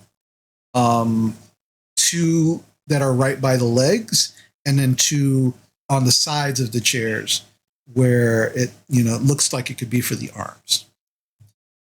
And as you kind of walk in, he kind of looks at it and looks at you. He goes, "This is where I go when that time of the month comes around. Make sure I don't hurt people. Make sure that I keep myself and others safe. Obviously, something went really shit sideways for you to get yourself in your current position.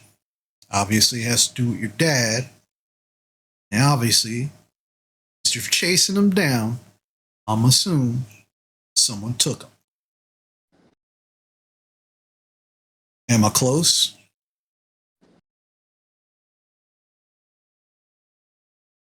All right. Now, since you're calm-ish, I'm going to give you a little bit of advice that I wish I had. Stop fucking trying to hurt everybody that's in your way. I know it's kind of hard to get that under control. And I understand that it's your dad. But if you want to really help him, you're gonna have to follow my lead. I've been at this a little longer than you have.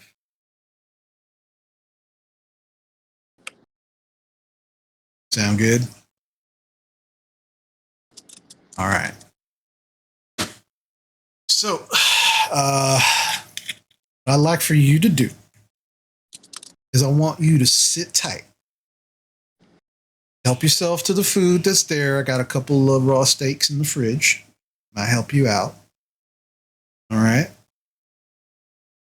I'm going to go see if I can figure out where they took your daddy. When I get back, come up with a plan. We'll get him back for you. All right? Don't touch the shackles. They're made of silver.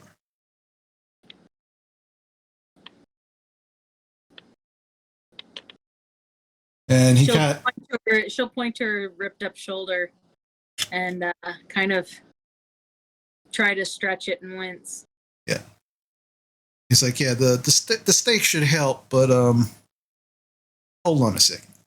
And he kind of leaves you there for a moment, kind of taking all of this in. And he comes back. He comes back with this this deerskin pouch, but it's a sack actually. It's very, very big. And you can smell before he even opens it up. Just these pungent herbs. Just like definitely a floral, foresty smell. And he kind of opens it up. And he walks over to you. And again, Mr. Murphy, he's pretty tall to begin with. He's like 6'2", 6'3". And in your form, he's definitely shorter than you. But you're kind of hunched down a little bit, and you're still looking up at him. And he kind of takes something out of the pouch, the sack, and he kind of spreads it all over his hands. And he goes, all right, I'm not going to lie. It's going to hurt like a sumbitch, but you're going to feel better. Right? And he grabs your arm, and he grabs your shoulder, and you feel this intense heat as he just wrenches whatever this it's almost like a poultice onto your shoulder. And then when you feel like you can't bear the heat anymore and you're growling at this point, he kind of pops your shoulder back into place, which seems to have been a big part of what was wrong. And you feel like you're going to pass out from the pain. But your form allows you to take that pain without actually passing out. I'm super tough, I'm just saying. And as you're just kind of sitting there, kind of whimpering at this point, and kind of rubbing your shoulder, he's like, all right, have yourself some steaks. I'll be back as soon as I can, and we'll come up with something. Takes the deerskin sack back and puts it in the back room. You can hear the door open and then close and the locks going. And you're kind of in the middle of this room. You can actually take one harm back. So you're no longer at 2 harm. You're just at 1 at this point. And over the course of the next almost hour, you're starting to get a little antsy and a little worried. You do eat the steaks. They do actually make you feel better. And after this hour, you hear the door unlock, the door slams open and closed. You can smell fresh blood before Mr. Murphy actually walks into the room.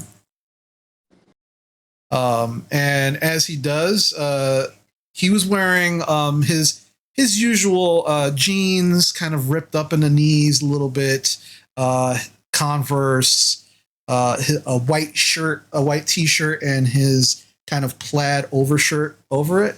As he walks in, there is a big smear of blood over the front of the white shirt and his plaid, and you see him actually start taking the shirt off. Grabs another shirt, puts it on, looks at you, goes, "Well, it took some convincing of some folks, but I know where your daddy is. He's in the Penta Systems. They got him kind of rustled up in there. I don't know what for, but yeah, it's that building's pretty damn big, and I'm not gonna lie, they got something weird about the place. The minute you actually get onto the grounds, scent is no good anymore, which is weird. Just it's almost like nothing exists scent wise. I tried to track, but again, they covered it up pretty well. But as I said, I had an interesting conversation with one of the security guards. He wasn't as forthcoming as I would have liked, but no one's gonna find him. Attack police station. He kind of shakes his head. All right. So you and I are gonna need to put our heads together. And he kind of looks at you in the form that you are in, and he goes, "All right, I'm gonna come up with something. And you tell me if you agree. And then see if we can get your daddy." Tried to hurt Amber. Is she alive? All right. Well, that's good. It's good. And again, as far as I could tell, as far as the scent that I was able to follow up until the building, so was your daddy. So I think he's going to still be alive when we find him. All right. So don't worry. We'll get him back. We'll figure this out. And he just kind of sits down, he takes a bag of Doritos and begins kind of eating them. And over the next couple of hours, actually hour or two, you begin coming up with a plan of what you'd like to see in the sense of trying to figure out how to get your father out of Penta Systems. Rest of you, still at Amber's house. Amber, you have gone into the garage to check on your parents and Agent Decker. And as you kind of walk in, you can see your father is there's like bandages out. You can see alcohol and peroxide, and basically your father's just gotten like the basic, first aid kit out and is beginning to kind of bandage up what he can of Agent Decker. And now you can see the extent of Agent Decker's wounds. His arm is just like the shoulder area seems to be completely swollen. There was this massive gash across the bicep, which your father seems to be like cleaning and stitching out at the moment, which seems to be where all the blood was coming from. And his face already looks like the cuts on his face have been cleaned up already. And as you walk in, you can kind of hear them talking and discussing. Your mother at this point is just kind of like handing your father stuff and trying to just basically like help him. And you can hear you come in and your father's like, I'm sorry, Agent. Like, I can only do so much. I mean, we really gotta get you to the hospital. No, we cannot do that. No, just do what you're doing. It's gonna be fine. Just stitch it up. I have faith in you, Doctor. I know you can do this. I know you can do it. And they're just kind of going back and forth. And as you walk in, your mom's like, "Is everything okay, Amber? What's the matter?" Oh, yeah, we're fine. We just came in. I just came in to check on you guys. Is all. No, everything seems to be okay here. Just, yeah, we'll figure. Like I said, we'll figure this out. And want to help your father finish with this, and then we can take care of the other issue. All right, sounds good. Yeah. Alrighty. Yeah. Just let me know when Agent Decker is ready to, and that he's good. Okay. Thank you. Very distracted, obviously. Yeah. Yeah, and they continue to finish putting that together, putting Agent Decker back together, if you will. And you make your way back into the living room, where the rest of the group, you are still all kind of processing what you just heard come out of the TV. What would you like to do? No, I think if my dad might be able to point us in the direction of where potentially this power supply is. I'm not sure about the other one, but it is an option. If we have if we can stop the source of its power, this should stop the drones. Should stop everything. About how far away is Diana's house from Amber's? Maybe like 2 or 3 blocks, not far. That's how you are able to visit her so often without any problems.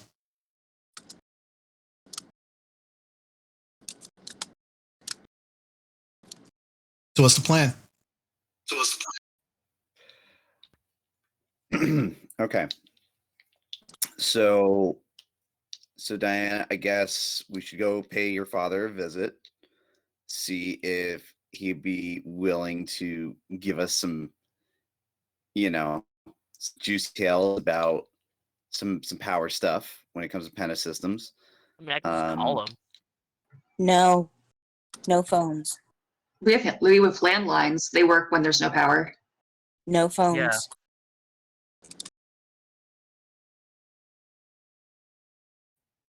Yeah, Well, well, you know good about stuff going, hat tech it but- might. So yeah, I mean, We can't use the phone. yeah, if we could just walk there. Yeah, if Penta Systems absolutely has phones bugged. At the very least, would have Diana's phones bugged, and mine too. Is there a landline anywhere near? Not a phone booth. Say that again. You kind of broke up towards the end. Oh, did we lose her? Connection cutting off. Oh no, we lost her. I'm here. Yeah, we're here. You're breaking up, Chris. Okay. There you What go. was you You're asked back. about? Yeah, you asked about the landline. Can you repeat that? A phone booth. If there was a phone booth nearby. Oh, phone booth? There's not a phone booth in this area. The nearest phone booth is actually in the center of town. The residential areas don't really have phone booths. That's probably walking wise, it's probably like 20 blocks from where you guys are. Versus a 5-minute walk to my house. Yeah. Brett, We all should not go.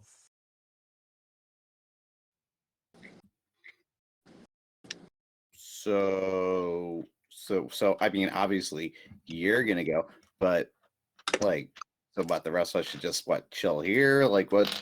I mean, yeah. Just We I don't. shouldn't All split- that's going is going to be harder to hide than just one or two people. Well, what? You afraid of your dad seeing that you have friends? No, I'm afraid of a group of us is going to be much more conspicuous if anybody's looking for us, which we know they are.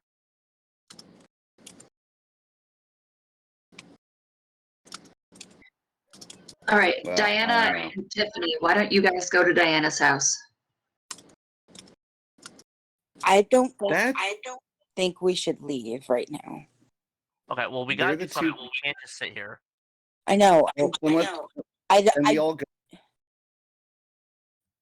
Then we all go. You two are the prime targets. They were looking for you. If you two just go and then get swept up, then it's like, okay, well, they got what they wanted, and who knows what that means for you. So let's just all go. I don't know why we're debating this. Shouldn't we wait for Decker? He looks like he's almost done being patched up. All right. I mean, Look. he might we have need his to- own idea too. All right.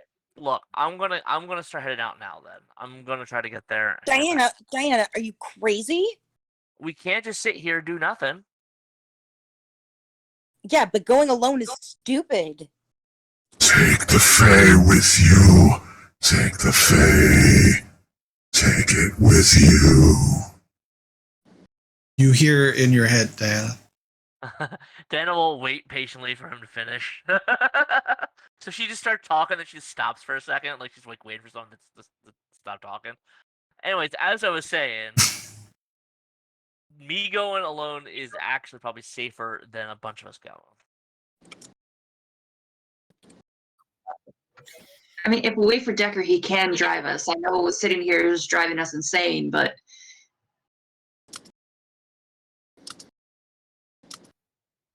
I can tell you some more mom's sex doctor stories if you I really really want. don't want. No, you seem pretty encouraging Yeah. back Yeah. at my That was before we were running for our lives. And Mars is somewhere, and Mars's dad is God knows what. We're being hunted by hunters whose entire existence is to wipe us out. I'm a little freaked out, and I think it's kind of reasonable. And I'm not terribly interested in talking about sex right now. I mean, Well, then I'll. okay. Sorry, I like moved and my camera just totally knocked itself over. So sorry. Okay. Tiffany is fidgeting with her skirt. Fine, then I'll say it if no one else will. Testicles. thank Yeah, you, they're Diana. really weird. Beast goes. Yeah, I think that speaks for a lot of us. Like, I don't know. Have you guys ever seen like the pictures in the textbooks in school? Like, it's just like, I don't know. It's weird. It's like having two brains down there, but it's not smart at all. Why is this the thing we're talking about? I don't know. Chris sent you a message, by the way.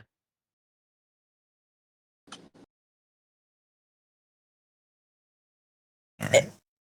I'm just casually sitting here, just waiting for someone to do something or not, or you know. Because Diana, if you go out that door, we're gonna go with you because you're going. Yeah, If you're going like- alone, it's, you know, As you can punch holes. Mira, as you actually say that, and you all look up, Diana's gone. Are you fucking Shit. kidding me? Wait, what? Where? Hold on. I don't think so. Oh god damn it! She did the whole testicles distraction bit. Damn it! Hold That's the on. oldest trick in the book. That classic chestnut. Man, Hold on. I gotta write that down. That's a good idea. The witch is now pissed, and she's gonna hex her What do you, Okay. What do you do? because Come on, let's don't go. need to see her to hex her right now. Let's go. Oh, wait. It's like, Oh. oh hell, oh, Uh-oh. rummages her bag, pulls out broken pencil. Oh, okay. All right. Hey, yeah. There you And Uh-oh. Oh. go. and she Okay. do illusions again. Okay. All right, so I need you to roll 2d6 and add your dark. Which is 2.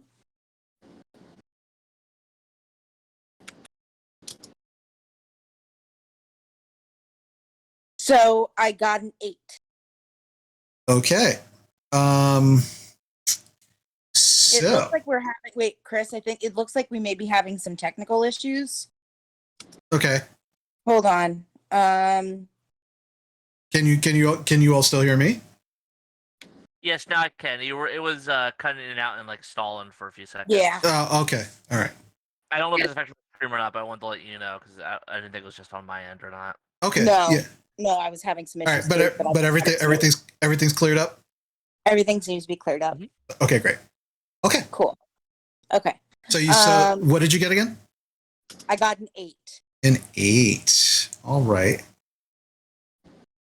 So on an 8, and this is hex casting, right? Yeah, it is. Okay. So okay, so you can you can choose that the casting does you 1 harm. The hex has a weird side effect, which I will let you know what that is. Or you trigger your darkest self. But it does work. Sure. Okay.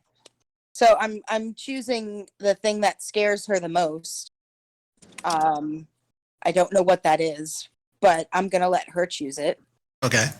And I'm not entirely sure what I want to do, guys. What do you guys think? Diana goes to get help, and Tiffany's response is to cast a hex on her. You know, You like left. you do. Like you do. You left. You weren't supposed to go alone. You get help, so you're gonna make it worse. All right. What do you guys think? Trigger darkest self, weird side effect, or does me a harm? Weird side effect is my vote. Okay, yeah, we already have one person that's darkest self, and Tiffany's darkest self is just a lot of hex casting and then apology. All right. So yeah, let's do weird side effect. Okay. Let's before we get to that, Diana, what is the thing that you are the most afraid of? Probably at this point, being utterly consumed by the demon that's given her powers. Oh, whether God. that be like destroyed or whether that be just kind of going off the deep end as some horrible monster or whatever would happen. Okay. So as you're walking, you kind of like you've just closed the door to Amber's house very, very quietly, so that nobody would actually see you, even though Beast actually waved at you as you walked by him, right? Like I waved back at him. right. He was the only one that actually saw you as you walked out. Just like, and you close the door and you begin walking to your house, and halfway there, you begin seeing green smoke begin to pour out of the window of one of the homes in front of you. Not now. And you actually see the glass burst and shatter as the smoke begins to just billow out onto the street. A car running. Yeah, the car next to you, as you're running, a car on the street next to you, the glass shatters and bursts, and green smoke begins to pour out. And as you do, you can start to see the green tentacles begin to emerge from the smoke. And as you're running, and you're now like, your heart is beating a mile a minute. The blood is pumping so much you can't actually hear anything but your heart beating. Every house, every car, every place that you run by begins to billow this green smoke just coming at you. How long does that last, Tiffany? It doesn't say. Okay. All right, good. Fair enough. But she's mad. Yeah. And with vengeance. Yeah. And you are running full tilt at this point. At first, you were very careful. This started happening. You have no idea. This is brand new. This is, oh my God, just blowing your mind, running full tilt towards your house. Tiffany, as you're just kind of sitting there, feeling the hex take hold, you begin to smell like it's this weird, like smoke, almost like brimstone-ish kind of smell. And out of the corner of your eye, you swear that you see what looks like this like tentacle, just kind of, and as you turn, it disappears. And you're like, oh, it's a trick of the light because it's kind of dark in here. And then as you kind of sit back, you see it to your right this time. And you turn, disappears. Your side effect is that until the hex dissipates from Diana, you will actually, out of the corner of your eye, swear that you see some kind of octopus type entity just out of the corner of your eye. Whenever you try to see it, it just disappears. Okay. And it's going to drive you nuts because you need to see what this thing is. I deserve it. Vengeance, baby. How dare I go and get help? How dare you go alone after we were discussing not going alone? So you make it more dangerous to go alone. Yeah. Thus not only putting me in danger, but means if I'm being followed, I'm now less aware of it. Teenagers. It was vengeance, and she didn't think it through, and now she doesn't know how to make it stop. So, these things, they happen. The rest of you are watching Tiffany just occasionally, just out of, shifting every now and then. Pencil. Yeah. And then and then acting normal, and then every now and then just kind of twitching and trying to, like she's trying to catch something out of, with insight. You okay there, Tiffany? Yeah, everything's fine. Okay, so we should go after Diana, right? Right. Let me check in the garage about Decker. You guys can go on ahead if you want. I don't think you should be alone. I don't think any of us should be alone right now. As you say this, Tiffany, and Amber, you begin making your way back to the garage. You watch as, wearing one of your dad's shirts, you see Agent Decker actually kind of walking into the living room where you all are. Oh, good. He's here now. We can now go get Diana. Why are people gone? What is happening right now? Told you. Why are you trying to find someone? Someone please explain? So one of our classmates from Pentasystems talked to us over the TV, gave us advice on either finding the program or the power system. Diana's dad's an electrician for Pentasystems, so Diana went to go talk to him and left without telling us, and now we have to go find her. So please, let's go find her. And you always listen to strange voices from the TV when they tell you to do things? She's tried to help us before. She let us know about the other attacks and everything. I trust her. The fuck is that? All right. What's wrong? What's wrong with your friend? What's wrong with you, Miss Whitman? Everything's fine. I think she's just stressed out. All right. I think it's fair to say that we all are.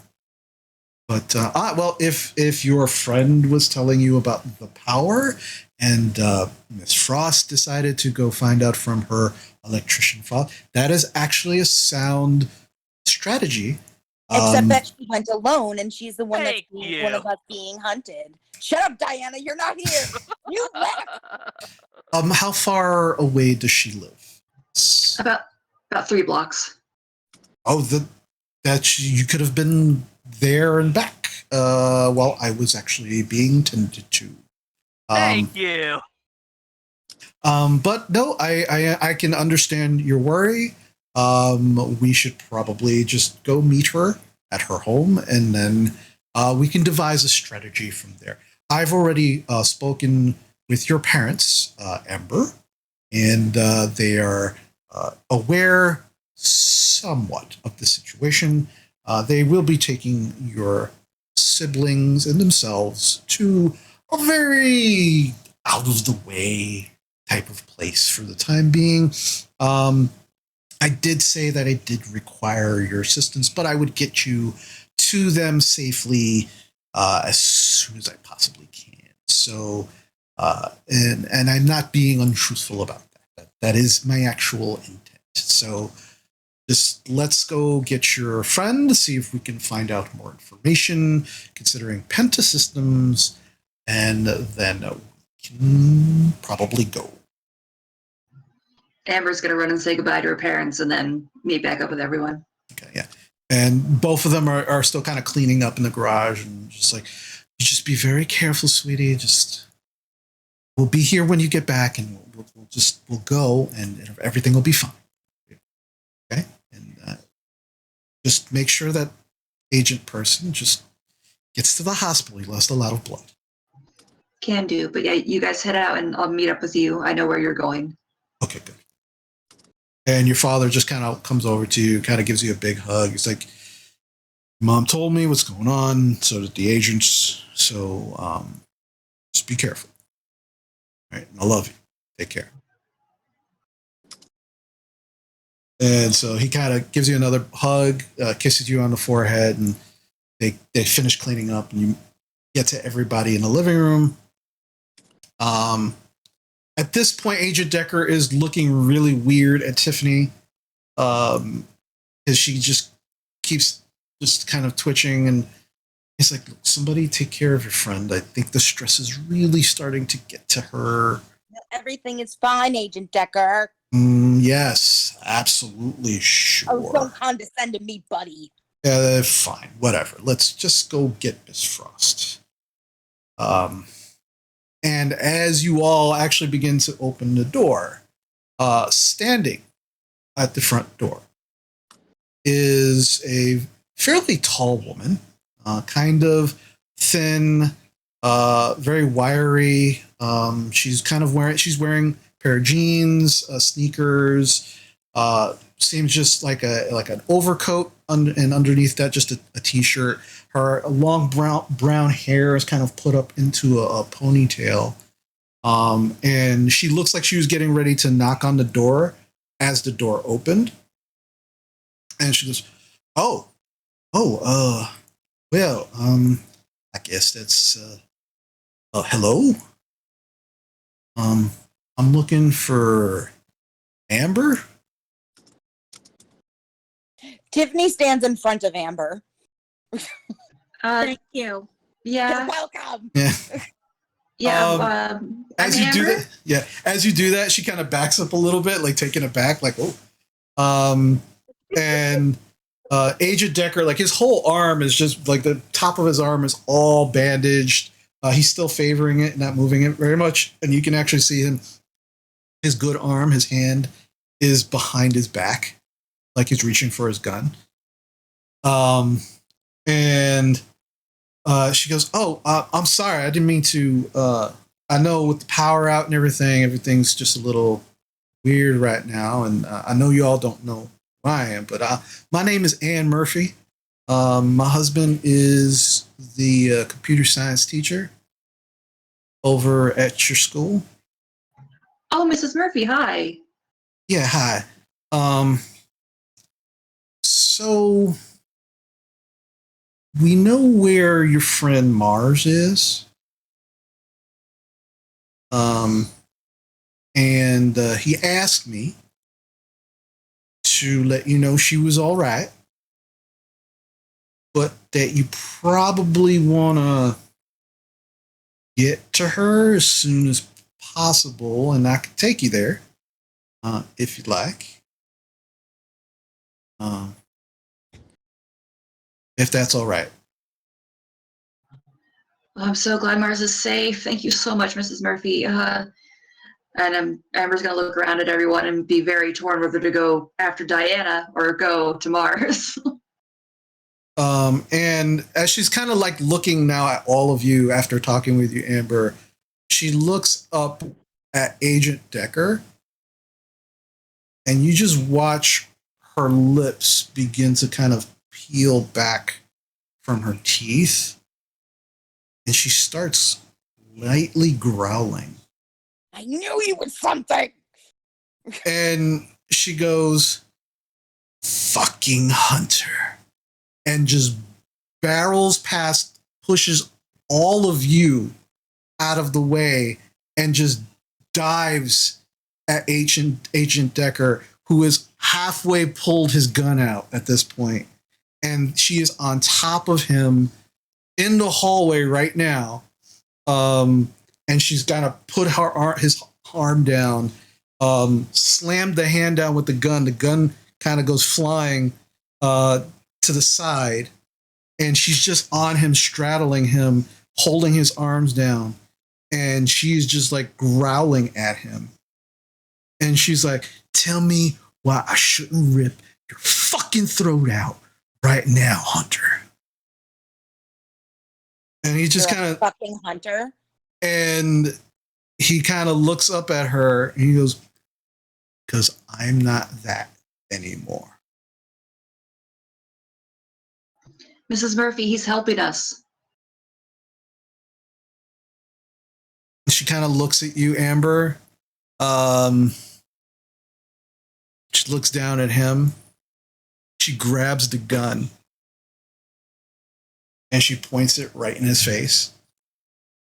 And she goes, you kids, get in my car. It's already running.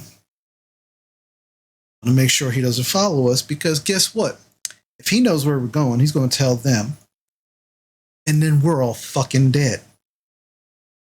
He said that he's not working. He's trying to hunt them. And you watch, and he's just, at this point, he's kind of resigned to what's happening. He's not actually trying to fight back. He's just kind of laying there, allowing this to happen. And he just kind of looks and goes, that they're actually right. They tried to induct me. I realized what they were. And you didn't tell us? I've been fighting them. I didn't tell you everything. Plausible deniability. If you don't know everything, it puts you in less danger. Now you know more. Now you're in more danger. Oh, because them hunting Diana and I, and now probably Mars, and more than likely Amber, and for some reason Mira, that didn't put us in enough danger. Like, that wasn't enough. That didn't warrant us knowing the full fucking story, you goddamn asshole. Well, I told you about the hunters, didn't I? Well, now your name's David Duchovny. Hate that fucking show. Or I can change it to Fox. Miss Murphy at this point looks very confused by this whole conversation. Still has the gun to his face.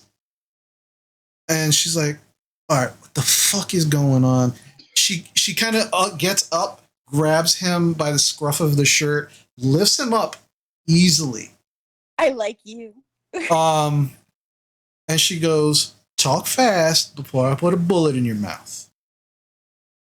And he's like, well, first off, I think it'd be very rude to leave a dead body in Amber's household with the siblings and the parents right inside.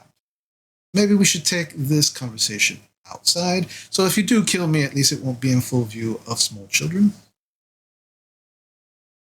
And she kind of like looks at all of you for a minute, realizes exactly where she is in the house. Fine. And she just grabs him, and she's like, you all start making your way over to the street, where you can see there's this station wagon that's kind of still running, like the engine is still running in the front. And she's like, all right, talk fast. Because waving a gun on the street is just as good. There's nobody right now. There's nobody out in the street. Right to the house, whatever. You know, same difference. God. And he begins to essentially tell the story of how when he was in his early 20s, that he was recruited by these individuals that he had no idea who they were, that they turned out to be hunters, and that they were telling him that these supernatural beings were a threat to people in the world, and that their job was to hunt them and to kill them and make sure that they did not kill innocent people.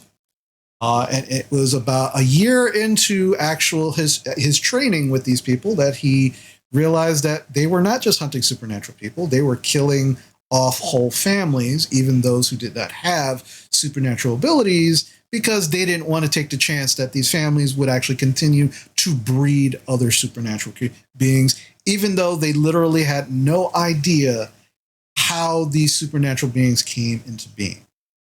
It was at that point that he actually killed what turned out to just be a small cell of these hunters.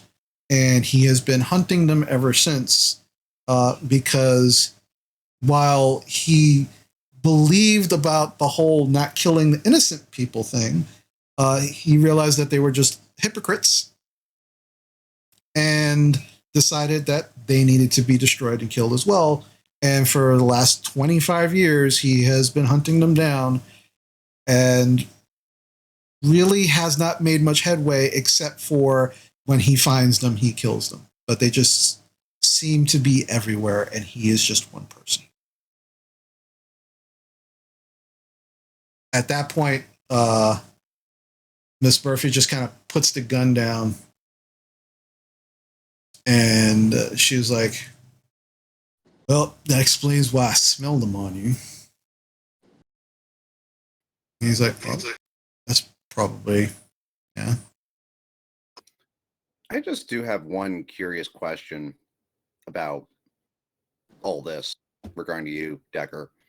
Yeah. How exactly did you escape the police station? Because if you are not on their side, the hunter side, wouldn't I mean, they captured every other or killed all the others, right? I mean, how'd you get out of there? Oh, I played dead. When they thought that I was dead, that's when I took off. They were carrying the deputies away at that point. I was the least of their concerns. They thought they had taken care of me. And considering how hurt I was, they almost did. But listen, we're wasting time. We're wasting time. We need to find your friend. I guess both of your friends. And he kind of motions to Miss Murphy. But let me get something from my van real quick. And Miss Murphy follows him, like still with the gun in her hand. And he looked and said, look, I have weapons in the van that would help us. She's like, all right, be careful. And he goes into the back of the van. As he pulls open the back doors of the van, you can see the seats. And he pulls the seat back, and you can see it has a false backing. And you can see just a number of guns of different sizes, along with rounds of ammunition. And Brett is like, that's what I'm fucking talking about, man. Kill those fucking things. And he kind of like, Brett, what? No, sorry, go ahead. No, man. I was gonna say, have you even fired a gun before? No, but that guy looks like he's a professional. Like, you could fucking kill these things with that. Like we wouldn't be in this situation if we had all that shit right there, right? In the cop station. Did you shoot yourself in the foot? I'm not taking a gun. I've never shot a gun. I just said that. I'm not doing it. Okay, cool. Proceed, Decker. Your respect value is going up. Miss Murphy looks at him like she kind of looks at him and then kind of looks at all of you for kind of like approval for all of this.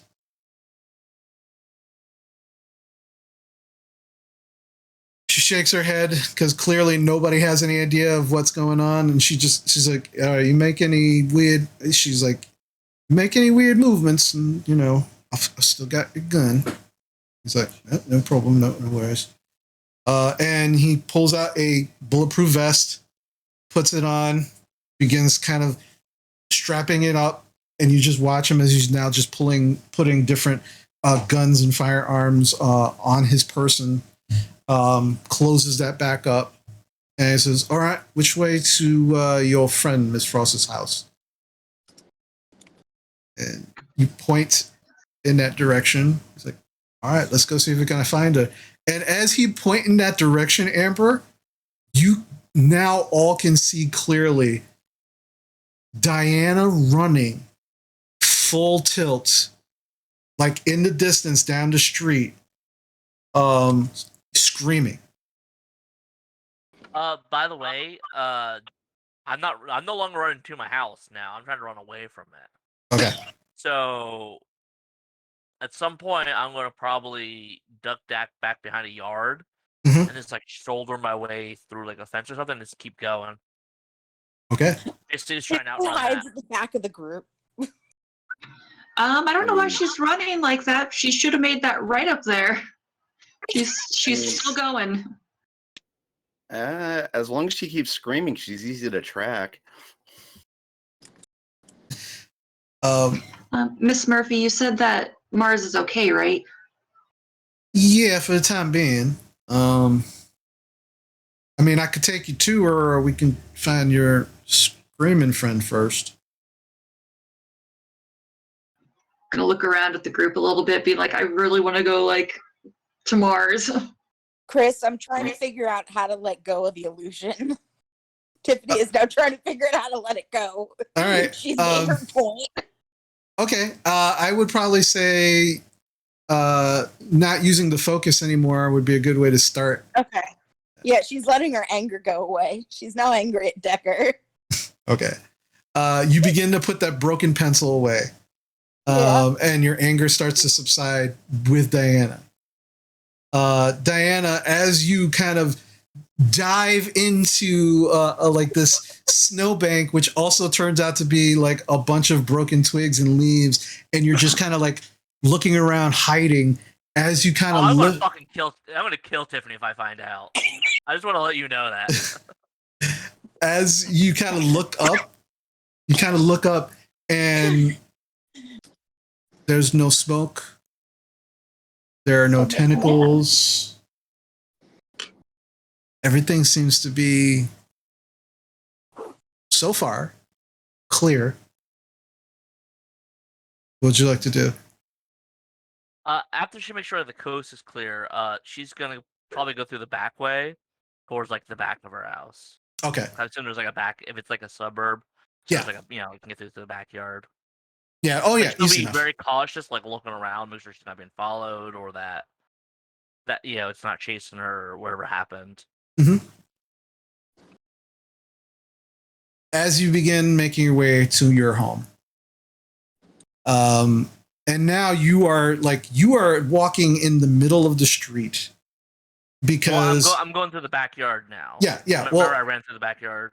Mm-hmm. Yeah. But making your way towards the backyard, for the most part, you're trying to avoid the windows because that was where the smoke was coming from previously. It was just bursting through the windows until you get to where your house is, and you kind of like go through the back fence, make your way to the back door.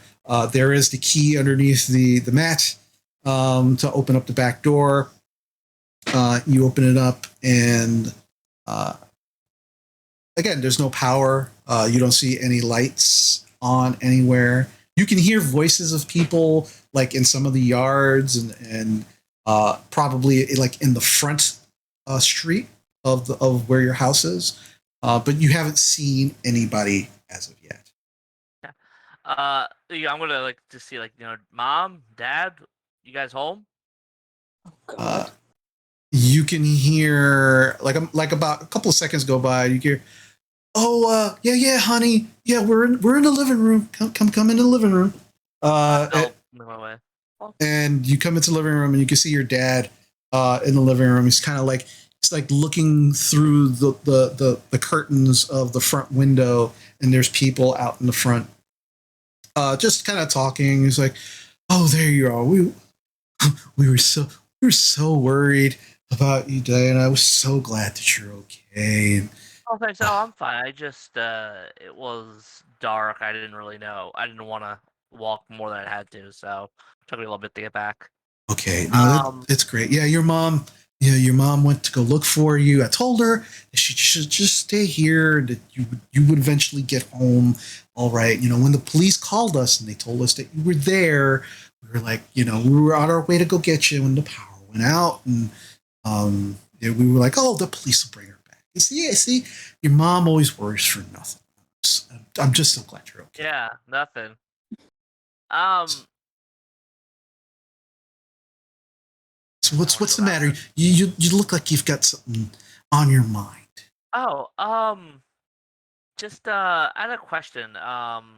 It sounds kind of silly, everything going on. But I have to do this paper for work about like what your dad does. It's for like one of our career tests. Oh, okay, yeah, okay, sure, yeah. I mean, so there's nothing else going on at the moment. Um, so like I know you work for Pentasystems. Like, do you work in the office, or do you have like a site you go to? No. Actually, this is interesting. Here, sit. And you sit down and I'm gonna start taking a pen and pencil and paper to. he pulls out like the emergency candles and starts kind of lighting them and putting them up in the living room. It's like, okay, yeah. So this is a great way for us to catch up some more. We haven't talked in a while, Right. And and again, like your mom, your mom's your mom.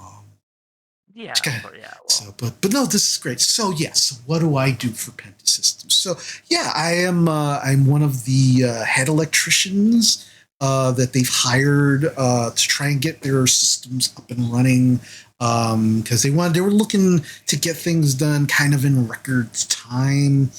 So they hired a slew of electricians and engineers, if you will, to try and kind of wire all their systems into the power grid, as well as create their own kind of emergency power grid as well.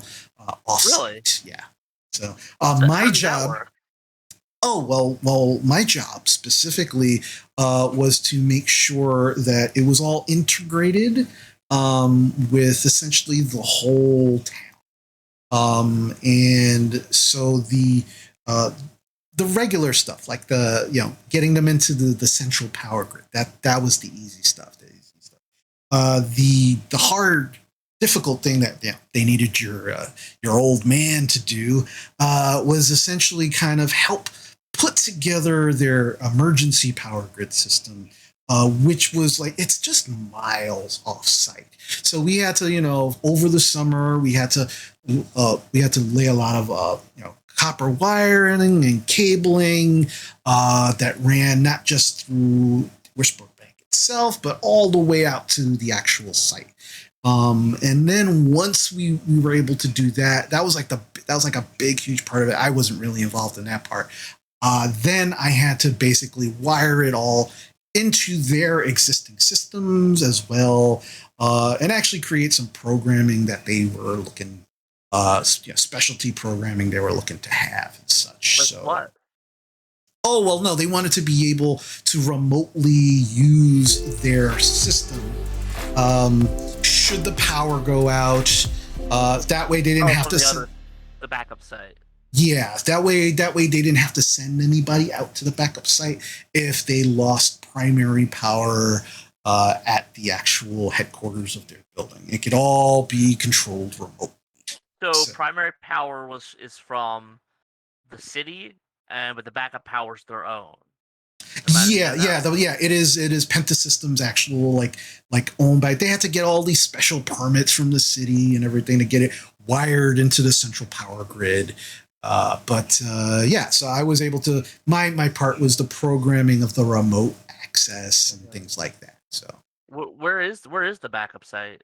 Oh, it's at the old the old West Town that doesn't they bought that when they first came on, and that way it was actually a pretty ingenious idea. They figured that they didn't want it to be, because it's a power grid, it's like power, so they didn't want it to be all ugly in Whisperbank, and so it was actually a pretty good idea to put it just out of the way so they didn't have to worry. So it could be run with. What's that? Oh, sorry, is it electric? Yeah, it's a emergency backup system. Yeah, power right. system. So, but yeah, it's just it was pretty ingenious on their part, you know. And you know, like I said, you know, Yeah. they heard about your old man Amber and that he's totally the, know. the electrician whiz, you know, of Whisperbank, and had me come in and do my thing. So, yeah. Thanks, Dad. That's really helpful. Oh well, do you want to know about like anything else? I mean, it's like I like racquetball in my spare time. I don't know if you really need that for your report, but you know, and you know, like you and I have that love for those old horror comics. Oh yeah, I love those. Yeah. So, but is that's all you really need? Like, yeah.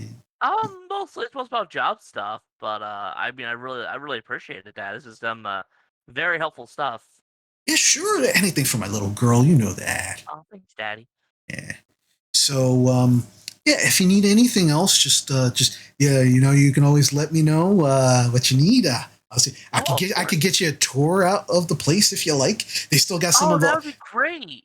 yeah, they still got some of like the old like you know old West buildings there. They didn't actually tear them down. I mean, they got a big fence around the place, but you know, I could talk to a few people, see if I can get you in there. It's kind of cool. They keep saying the place is haunted, and you know, it's Oh pretty wow, it's that's pretty really cool. Yeah, it's pretty cool. Oh, that would be great. I actually have a few friends who wouldn't mind coming along. Well, a few friends in Tiffany. That wouldn't mind coming along. Uh, Oh, that's you've got if that's friends. okay. That's so Yeah. great. That's great to hear. Well, look, Man. I mean, with the power, I snarky one. Dang. with the power out and everything, you know what? It might be a few days before I can get like an approval of something like that for you, but yeah, I'll talk to the guys down at the office and see what I can do. Thanks, Dad. I really appreciate it. Yeah, no problem.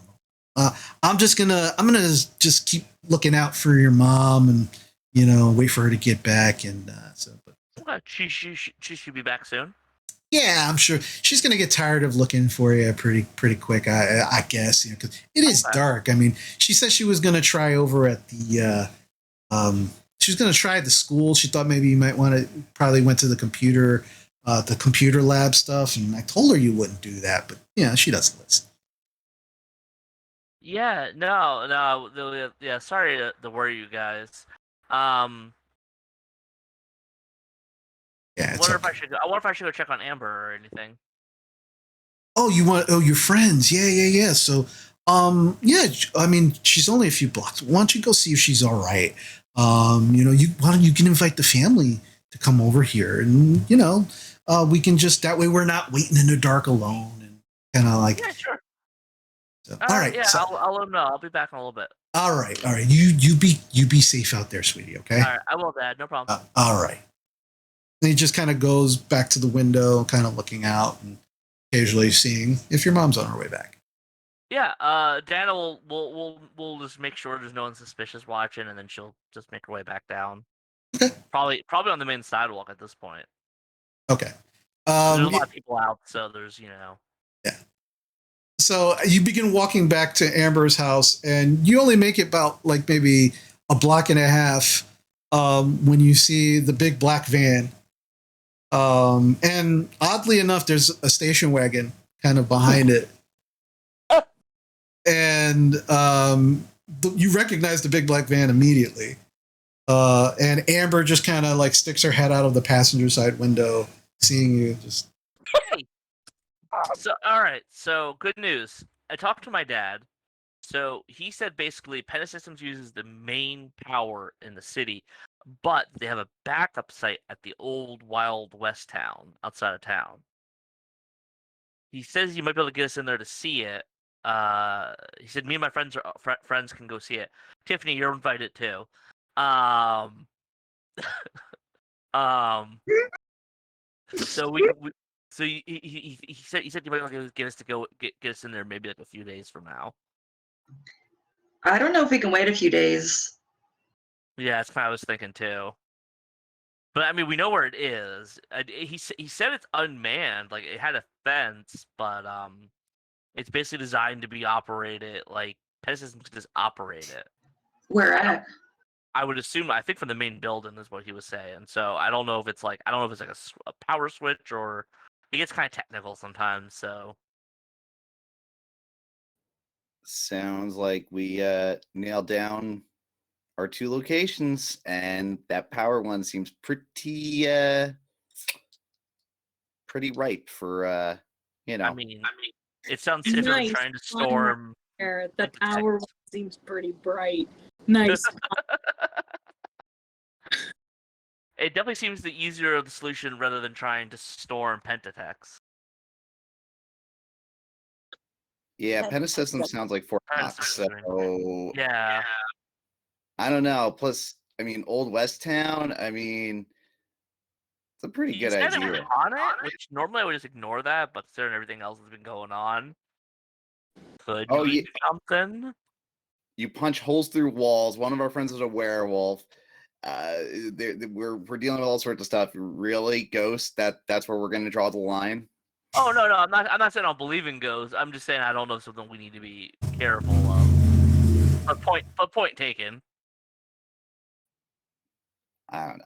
I mean, I think I'd want to see a ghost at this point to see if that even scares me. But okay, so now that the gang's all here, let's go get Mars because Mars is being taken care of by our Okay. friends the Murphys here. Oh. So yeah. They found her. Good. We had lost her. I'm so glad you found her friend. Who had something Man. weird about her. Good for you, Diana. That almost sounds believable. I'm going to whisper to Diana. I think they know. Oh, okay. Never mind. Hold on. I think I can do this in The Diana. wolf's out of the bag.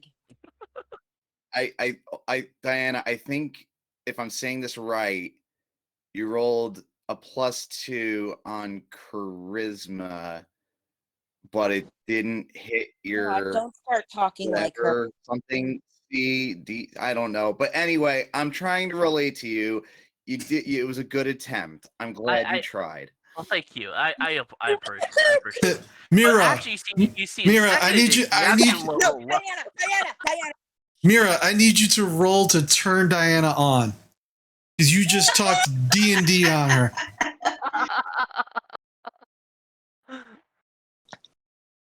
Ooh, this might be spicy. That's hot, right? Yeah, with hot, yeah. Yeah. Oh, that's the best stat. All right, with hot. we got ourselves. That's a total of 9. Nice. All right. Okay. So, let's look through the list. So it is a success with a consequence. So let's see. Yeah, give me them consequences. So sexy consequences. Yeah, sexy consequences. So as you let's see, just pulling it up real quick. One of them, like, my pants just fall down or something like that. Like, hey, no, happy to see you. Oh and no, belt's my pants fell off. All right. Whatever am I gonna do? All right, so Suddenly becomes a sex fan. wow. Okay. I can't even with you people. That escalated quickly. Yeah, it sure did. All right. So, Hey, at least what my role in the group is. wow. Hey, Tiffany, we answered your question on what I am. I'm just a sex demon. There we go. Not according to your mother. Yeah. I'm a Wow. tradition training. All right. So, Oh my god. as Mira, Diana, as Mira is essentially she's trying to talk with you and essentially like relate to you. You've never realized like how cute she is. Like it's just like, and she's really, really trying hard to relate to you in a way that you would understand, and it's really sweet. It's really sweet, and in this instance, Mira, I need you to decide whether. Let's see, where is it? All right, so you lose a string on her. If you have no strings, you gain a string. You can take one forward, or they gain a condition. And this is completely up to you. And the condition can be a couple of things, but it could, and again, conditions in this game are kind of made up in the moment, right? So the condition could be something like "talk nerdy to me," where every time you say something D&D related to Diana, she kind of gets a little hot and bothered. Or it could be something else. Something that you're something that you're both comfortable with. I was about to say, because Joe, this could be very, very downward spiral. You give me that option, but well, so wait, is it that all right? So it's either string forward or that. Well, actually, I don't have a string on Diana, so I mean, but the condition sounds all sorts of fun. So I don't know, Josie, what do you feel comfortable being conditioned with? So were the options one more time? All right, so Mira would get a string on you. If you had one on her, you would lose it. She gets a string on you. She can give you a condition, or she'll take one forward next time she rolls something in relation to what's going on right now, which is trying to relate to you. And I'm leaning towards the condition only because it sounds fun, but I mean, maybe like I don't know, I sort of felt that she kind of had there was a little bit of thing with her, and I think it was Cindy, like way back in the beginning, but then she hasn't really gotten to spend a lot of time with Cindy with everything going on. I would say maybe. Well, I was about to say maybe. I mean, it sucks that it's winter, but maybe we could do it where it's like you have the rekindled feeling of budding potential romances of where you're just so primed and ready to be wined and dined and flirted with, that the simplest interaction will send you into a wow. And I don't know how that's going to interact with your demon boy, but yeah, I think it's just in general, like she feels probably more predisposed to Mira than she probably did before. I mean, Okay. she seemed to like Mira enough, but Okay. Demon boy, forget the Fae. I want that one now. Okay. So we'll say. I'll feed you a cigarette. Yeah. So we'll just say. We'll just say the condition, instead of talk nerdy to me, it would be flirtatious with Mira. Okay. Is that all right? Yeah. So maybe we get into something. Okay. All right. Fair enough. So yeah. So that'll be the condition that you have, and there are definitely ways if you wanted to get rid of that condition to do that. There's but that might come up naturally. What was it called? Talk nerdy to me. Well, yeah. Well, you know what? Let's we'll call it that. Talk nerdy to me. So was it feels kind of you feel basically you're in a flirt. Every time Mira says something that relates to things that you like, their flirtatiousness, you kind of like get the butterflies and that kind of thing. Butterflies in her tummy. I feel Diana's still a little new. Like I feel she's definitely leading to being into women, but she yeah, she's still what's the word? She hasn't made that plunge yet, but like she probably will at some point. Gotcha. So I think that's a good like first step for her, basically.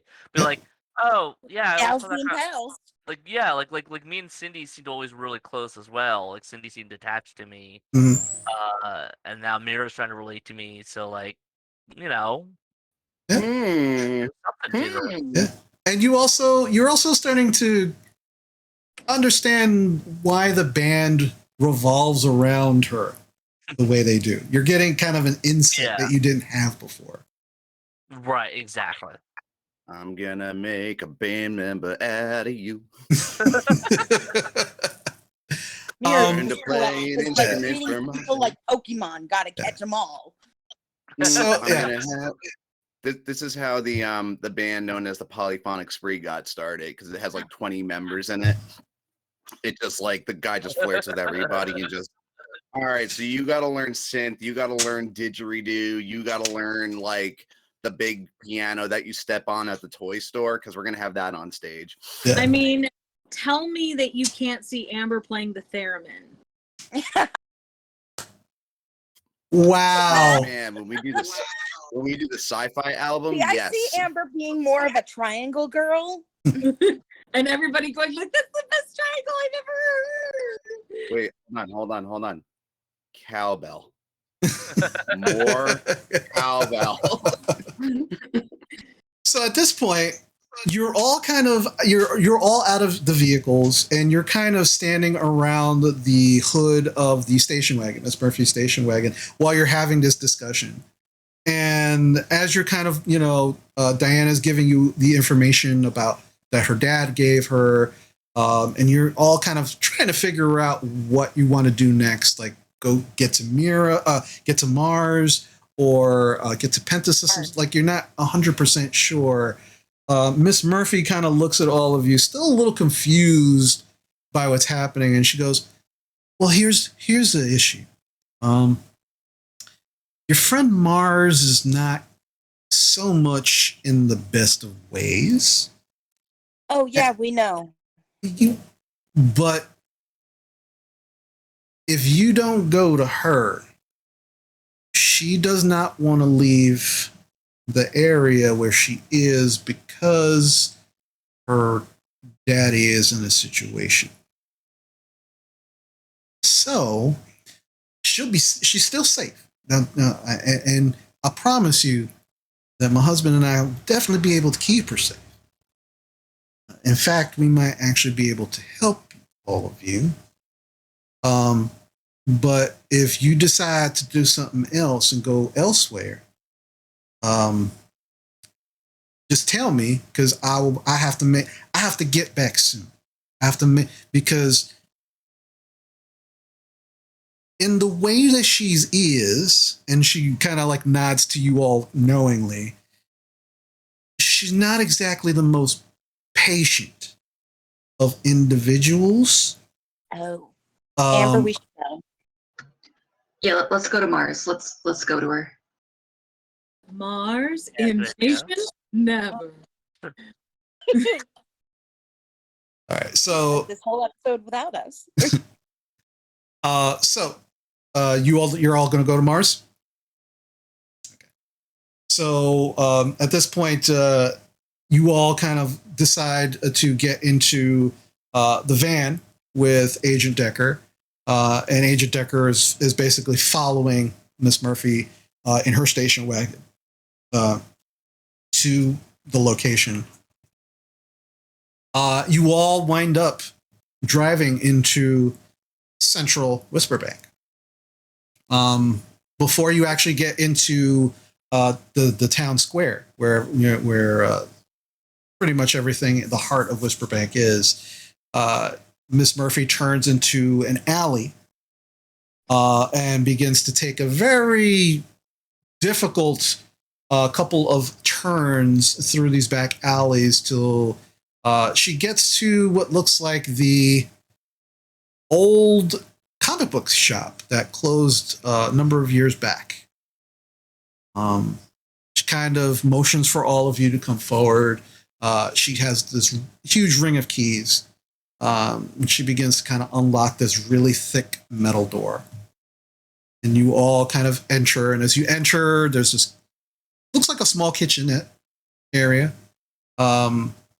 Agent Decker, still armed to the teeth, kind of like two guns on both sides of his, on both hips. One behind him, one in his hand, kind of holding it downward.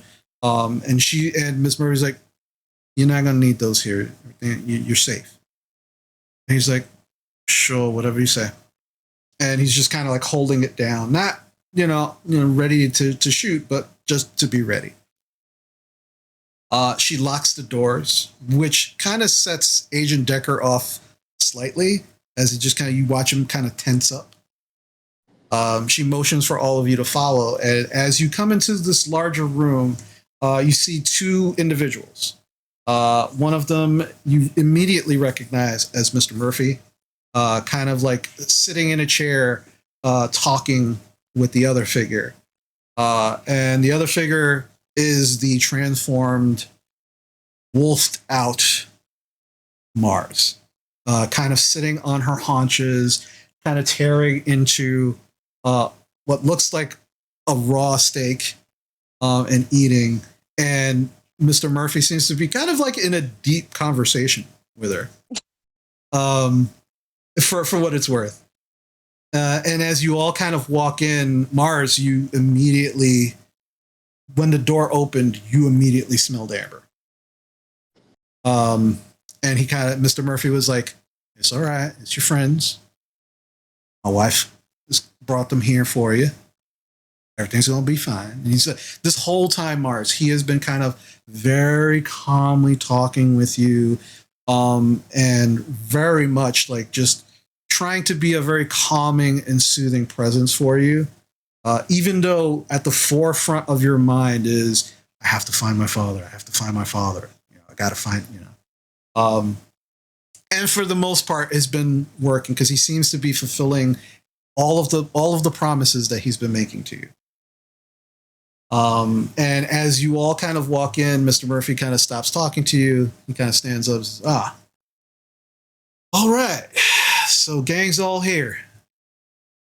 And he kind of looks at Agent Decker, and then he kind of looks at his wife, and she goes, "They trust him, and he doesn't seem to be lying." And he just kind of raises an eyebrow. He goes, "Well, I guess it's a night for new things, I guess. You're all safe here. There's plenty of food. But we need to figure out about this whole Hunter situation. Because," and he points to Mars, "we got to get her daddy out of that building." He's in the Pentasystem building? Oh, yeah. Near as I could tell. Near as I could tell, he's still alive. But considering, and he just like looks all of you over, and as he kind of like stops at each of you, you watch as his nostrils expand, and he just like takes a deep breath as he looks at each of you. And he gets to you, Diana, and he raises both eyebrows. And he goes, "Well, everybody's bringing a little something to the table, I see."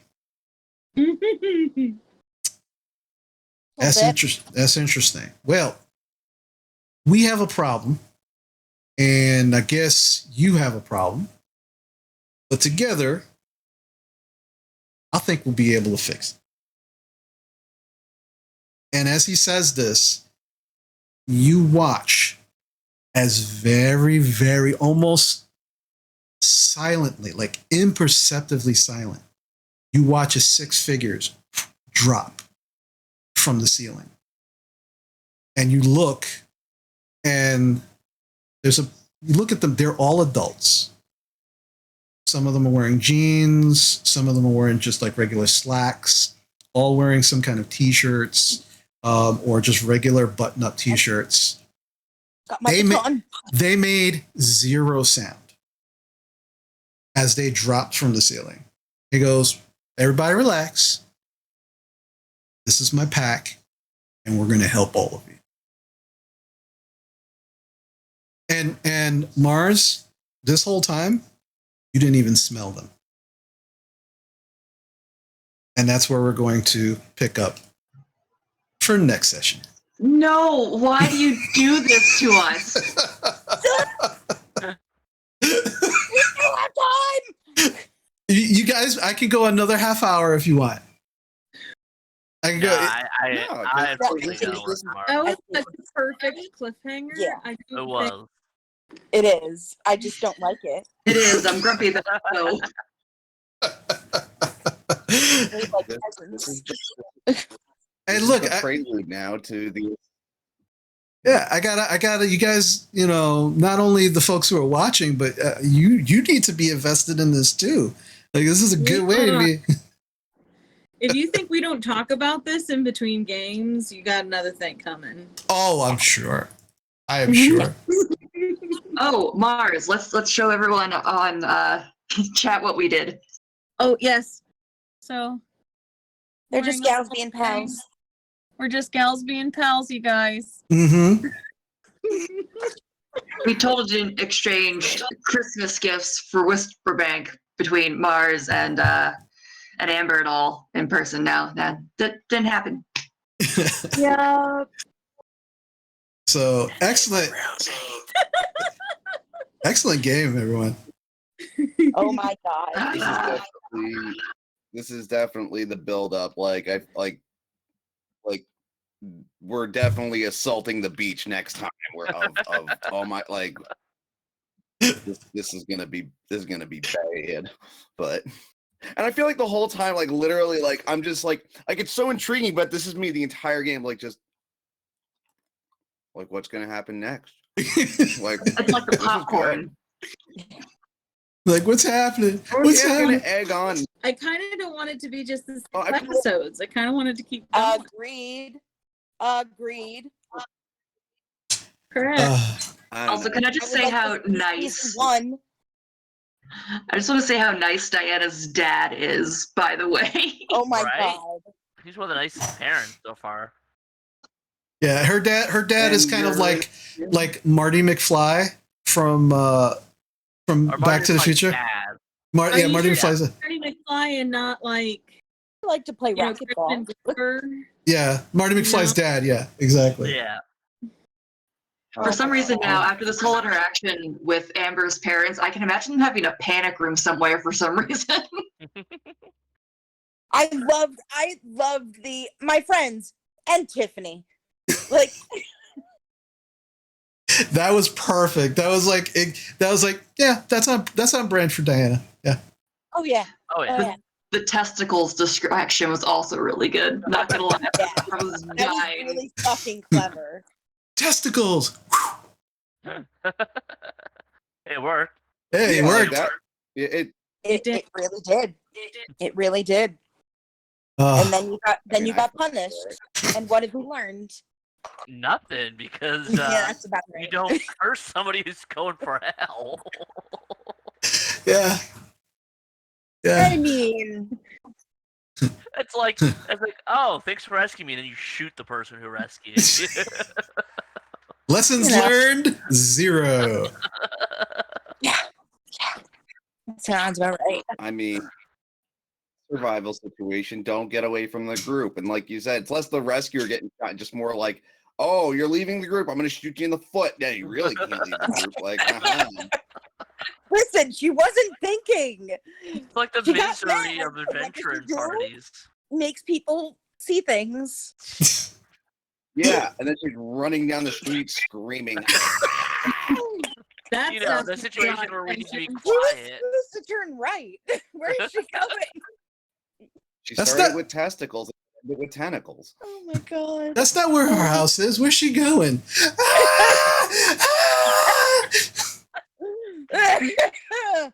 Oh my god. She forgot that she hexed her. It's like, oh, I should. Right. I'm gonna be at the back of the group. I'm not gonna say anything. And Now- they now imagine won't know what I did. Imagine if you went dark as self and you were just hexing everybody. Like, left and right. Right? Like, yeah, like Everyone would be seeing things. And you get a hex. And you You get a hex, and you, and you, and you, and you,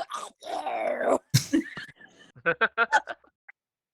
Oh man, this was great. This is a great session, everybody. Thank you for running it. Yeah, no worries. Thank you. 2 more sessions, everyone. And that'll be the season finale, not the series finale. Just saying. If I say it enough times, maybe I can talk Chris into making it a season.